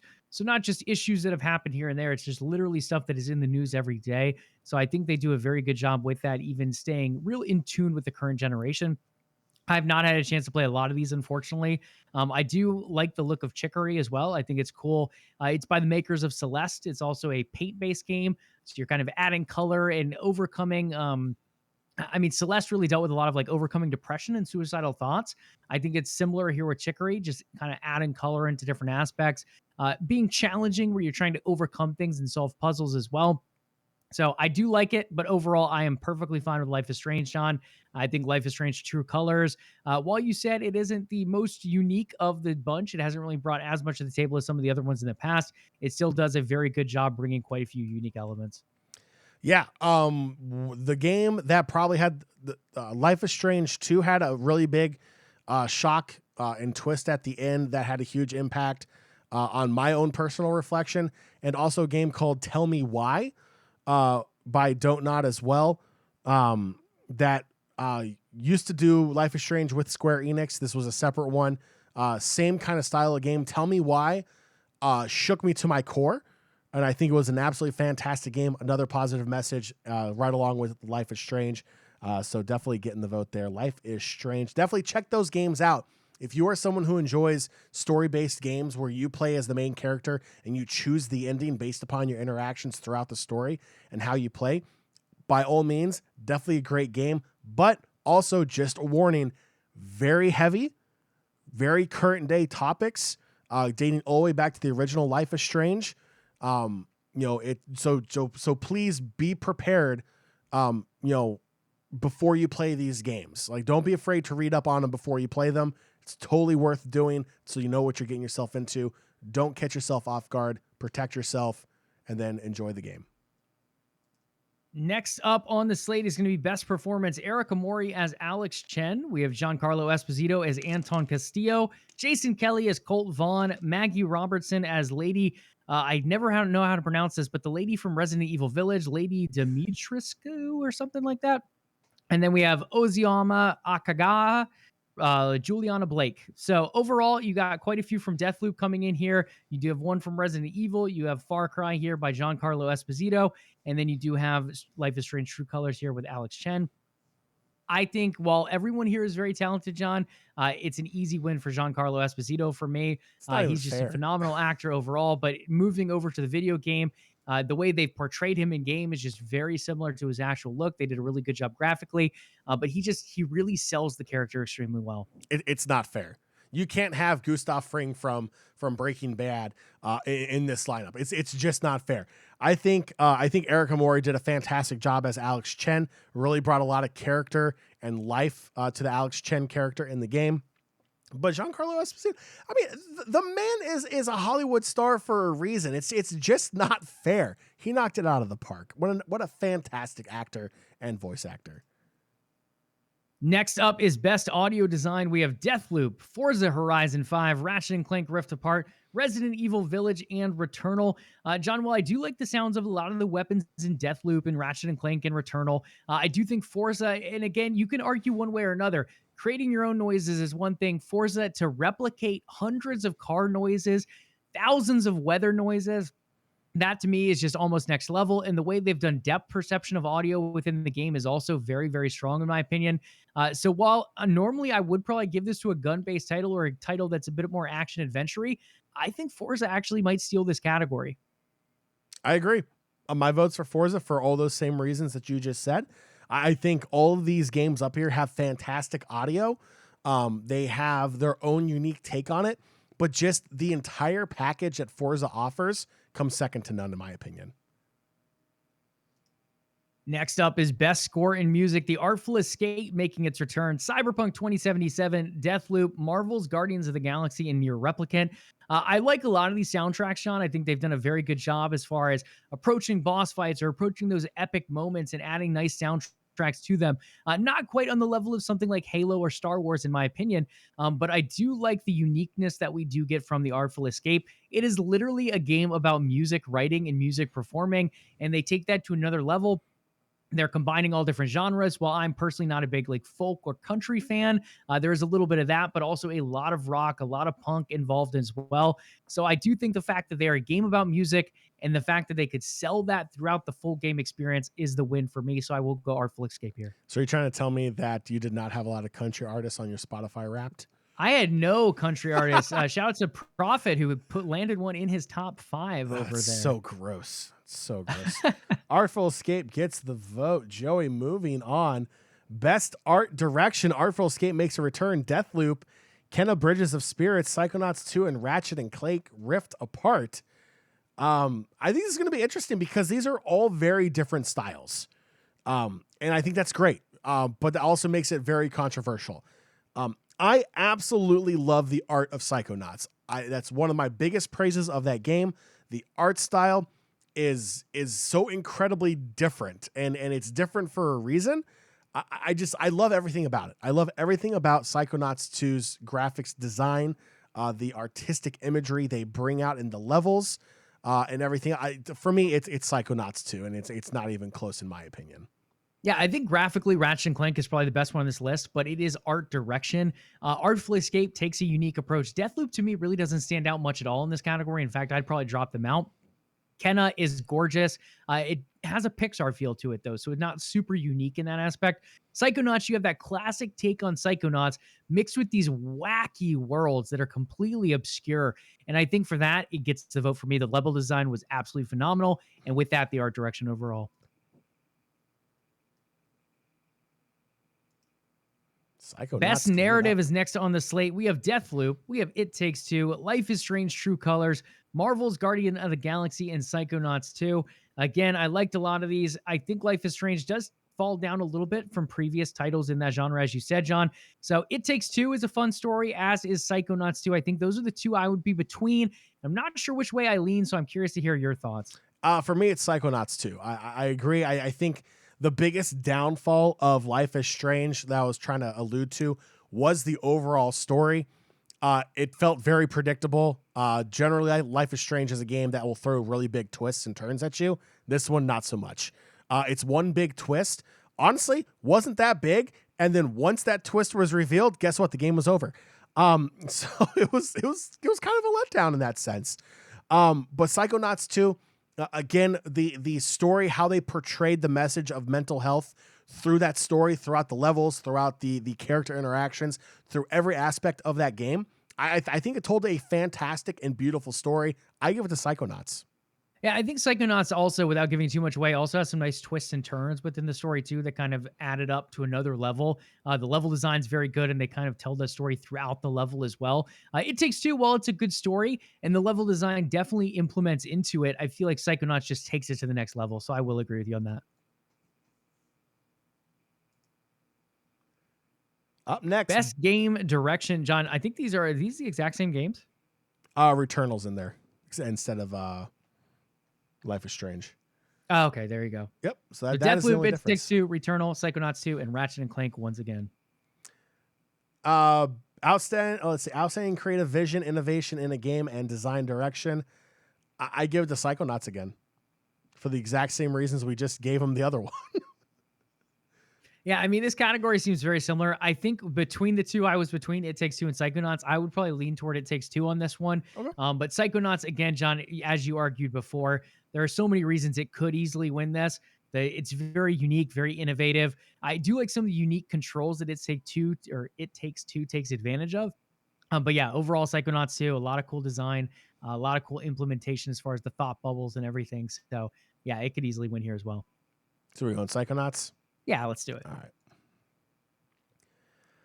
All right. And we come down to the final topic, the final category, if you will, for the Game Awards coming up next week. And that is Game of the Year. Joey, 6 games were nominated. There is an elephant in this category as well that we'll talk about here in a little bit. Deathloop, It Takes Two, Metroid Dread, Psychonauts 2, Ratchet and Clank Rift Apart, and Resident Evil Village have all been nominated for Game of the Year. Yeah, I mean, phenomenal titles. Deathloop getting lots of praise. It Takes Two, I think, is easily up there. Probably one of the best co-op experiences I've experienced over the last couple of years. Metroid Dread, well, not necessarily my style of game. It also did well critically and is a pretty cool, unique take on the Metroid genre. Psychonauts 2, you've heard our praise. Ratchet and Clank, I think, was a phenomenal launch title for PS5. Not quite right at launch, but coming a few months later in June, about 5-6 months after it initially launched. Really cool stuff going on there. They originally said they needed the SSD to do all the cool portaling within game. That has been debunked since then, but it still is a really, really cool mechanic, taking advantage of the haptic controller the PS5 has. Resident Evil Village, I would not have put on this list. Personally, I really like Death's Door in that spot. Forza Horizon 5. I think Returnal could have also been included there. So Resident Evil will not be getting my vote. Of these ones left, I think Psychonauts 2 and Ratchet and Clank are probably my top 2. And as we voted for it in these previous categories, I think I will lean Psychonauts 2, but a very, very close second for Ratchet. I'm voting for Forza Horizon 5. Should be nominated. I really think it should have been included. I think that was such a... not happy about This goes to show you that the panel, the group of voters that nominate these things don't always pay attention. And it's shameful. Or they hold these ideas that racing games can't be games of the year because it's a racing game. And I think that's more what it was than anything. Like, Yeah, I mean, it's a it dumb was argument. the highest critically rated game this year. It had a 92, and the next one was at 89. It had more players than all these games combined. So, I mean, those reasons plus the other ones you're about to give, John, I just feel like it is such a big game that should have been included here. So prepare for outrage next week. It's going to happen. People are going to complain about it, and rightfully so. But nonetheless, out of these here, Joey, I agree with you. I think it's going to be Psychonauts 2. It should be Psychonauts 2. I think it checks off all the boxes when it comes down to gameplay, art, music, everything, the message. Everything this game has just hits all those, not just feel-good boxes, but makes you enjoy playing this game. How many games can you sit down and actually enjoy almost every single moment of that game? Truly get lost in the game, enjoy every moment of it, talk about it with your friends. Maybe go back and try to achievement hunt, maybe go back and try to replay certain things and try different levels again, or try it on a different difficulty or whatever it may be. Psychonauts just feels like it checks off all of those boxes when it comes down to what a game of the year should have. So Psychonauts 2 for me is my vote. Yep, Psychonauts 2 goes ahead and wins it for me as well. So they will get it again. Ratchet and Clank, a very close second in my opinion, but game of the year for LvLUp, thank you, chat, for helping us vote, is going to be Psychonauts 2 this year. John, with that being said, we only have one more category. It's not one of the main ones, but it is the player voice vote that just went up today. So we'll do that and then wrap up the show. All right, let me go ahead and try to navigate over here to where it is. Go vote here. All right. Player voice vote, 2 days and 2 hours at the time of recording. It is round 1 right now. Which is your favorite game of the year? Player's voice is a 100% fan voted award across 3 rounds. And Forza Horizon 5 is in here. Look at that. And also Halo Infinite is included in the fans' choice vote, Joey. The game doesn't even come out for 6 more days. And here we are. And we have a chance to give it the player's voice game of the year. Joey, who are you voting for? So I'll tell you who I had, and feel free to switch any of them. I'm going to go Deathloop in row 1. I'm going to go Forza Horizon 5, and I'm going to go Halo Infinite. Over in row 2, I'm going to take Ratchet and Clank Rift Apart, Monster Hunter Rise, and Returnal. So through the first 2 rows, I've already used up 6 of my votes. Then from there in row 3, I like Hitman 3. I think there's a lot of games in here that could deserve votes. Shin Megami Tensei, Kenna Bridge of Spirits, Marvel's Guardians of the Galaxy. Unfortunately, only one will be taking mine in Hitman 3. I'm going to go ahead and skip row 4 and jump down to row 5, where I'm going to give it to It Takes Two, Psychonauts 2, and Death's Door, and that'll wrap up my 10 votes. One thing to keep in mind, the way I voted here, any game that's currently ongoing, I did not vote for. I feel like I don't really like ongoing game as a category. I get the idea behind it. I get the idea behind the community support vote as well. But if I'm voting for a game of the year, it's not going to be a game that's been around for 10 years like a League of Legends. So I did skip all of those games that were previously out and only voted on stuff that came out this year. Okay, so I definitely agree on your last 3 picks. And It Takes Two, Psychonauts, and Death's Door. Skipping the row above, I'm completely cool with. Again, I think it was the weakest Life is Strange to come out. Let's see here. That row above it with Marvel's. Joey, what were your picks again? So in that row, I only went with Hitman 3. I agree think with that. Marvel's Guardians of the Galaxy, Kenna Bridge of Spirits, Shen Megami Tensei, all could probably deserve votes. That's a really tough row for me personally. Okay. No, I completely agree with that. The row above it, you went Ratchet, Monster, and Returnal? I did, yep. Okay. I 100% agree with that as well. And then here, would you Deathloop, Forza, and Halo? I did Deathloop, Forza, and Halo, yep. We agree on all of that. I just couldn't click fast enough, Joey, is what it really came down to. Oh, you're good. You're good. I actually did it while we were moving into the category, so I had a little bit of an advantage there. Cheater. Chat probably watched me turn to the side of the screen, but hey, feel free to switch any of them, though. I feel like overall you would probably agree with me on a lot of them, but there might be one here or there that you might switch, and feel free to do so. Yeah, LvLUp. There were a lot of good games this year in an industry where we weren't really sure what was going to happen with all the COVID stuff and all the delays coming out. And while a number of games did get shifted to 2022, which is going to be a stacked year, as will 2023 be, there were still quite a few good games and a lot of good indies that did make their way out this year. To give you guys an idea of what voting looks like so far, for round 1, the highest voted game is Halo Infinite with 9%. Number 2 is Forza Horizon with 7%. Resident Evil Village in 3rd with 7%. Psychonauts 2 in 4th with 6%. And It Takes Two in 5th with 6%. So those are currently your top 5 at the moment. And I think that's a solid top 5. I really do. I'm honestly surprised Resident Evil is as high as it is. But it is one of those games that is multi-platform, and that could give it a slight advantage as well. I mean, how crazy is it that Halo Infinite, that's currently in multiplayer beta, a game that's not technically released yet, has the most votes? I mean, nostalgia? Yeah, probably. But at the same time, I think, Joey, you'd agree with this. It feels like the best version of Halo ever. Like, I mean, Call of Duty and Warzone, like the comparative titles in a sense, are all the way at the bottom here. Yeah, it's not even close. Like Halo, when a gamer says a game feels good, not just like feels good, bro, or feels bad, man. But when a game truly feels good, And a lot of people, FPS players, casual shooter players, casual gamers, hardcore sweaty gamers, when they all come to an agreement that the game is smooth, aside from the random crashes that happen, that's big. That game feels incredible on both PC and Xbox.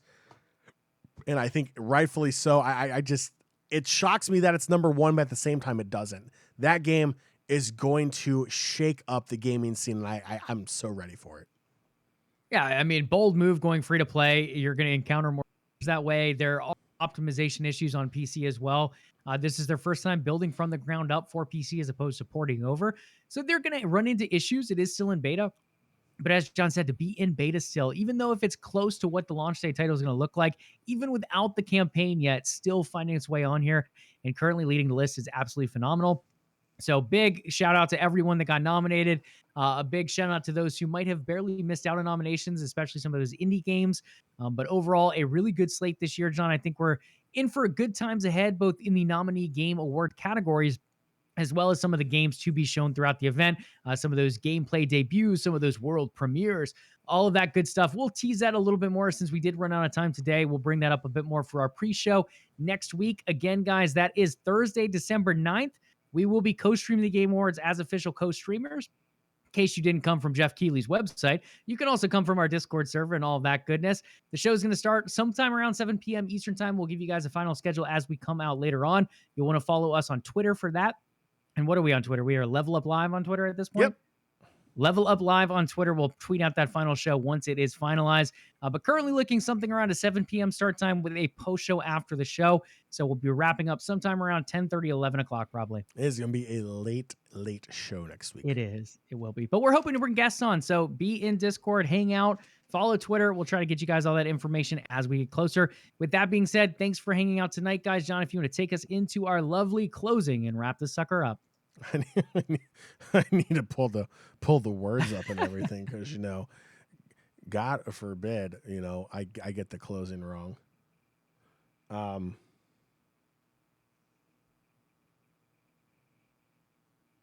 Help if I use the right volume knob too to bring the outro music up. Nation, it was a long one, but thank you for sticking with us. That will do it for this edition of LvLUp Live. Before you go, head on over to patreon.com/OTN. Consider becoming a super fan of the Overtime Network. In return, you'll get access to exclusive content that nobody else in the world can get unless you are a part of OTN Media. If you have not already done so, make sure you follow the show here on Twitch to catch the next episode of LvLUp Live. If you listen to the show in our podcast feed, please do leave us a review. LvLUp Podcast is available on Spotify, Stitcher, iTunes, and Google Play, and anywhere else you can find an RSS feed for podcasts. We would love to hear from you. In fact, we'd love to hear from our community so much. There are multiple ways you can reach out to us. Joey, what are some of those ways? Absolutely. LvLUp Nation, head on over to Twitter again and find us at LvLUp Live. That's where we're going to tweet out that show for next week, as well as all the good little tidbits that come. We have OTN Media over on Twitter and Facebook as well, the umbrella company, at OTN Media on Twitter and Facebook, and at OTN_media on Instagram. Last but not least, hit us up with a follow, maybe even a Twitch Prime sub over here on twitch.tv/OTN Media. LvLUp Podcast is Thursdays at 8 p.m. Eastern Time, 5 p.m. Pacific. Please come stop by, hang out and chat, give us some votes on these polls, all of that goodness, all here on Twitch. All right, make sure you tune in next week. We are co-streaming the Game Awards. Don't go anywhere. It's 7 p.m. Next week, Thursday, it's December 9th. I am totally going off script. What's happening. So make sure you tune in as we cover the latest and greatest in gaming and esports news, including the Game Awards. Do your ears and eyes a favor. Hit that sub and follow button to know when the next episode of LvLUp Live is ready for your entertainment pleasures. We'll catch you all next week for the Game Awards. Have a fantastic weekend. Enjoy your games. Remember, be nice to your fellow gamers online. And as always, Level up.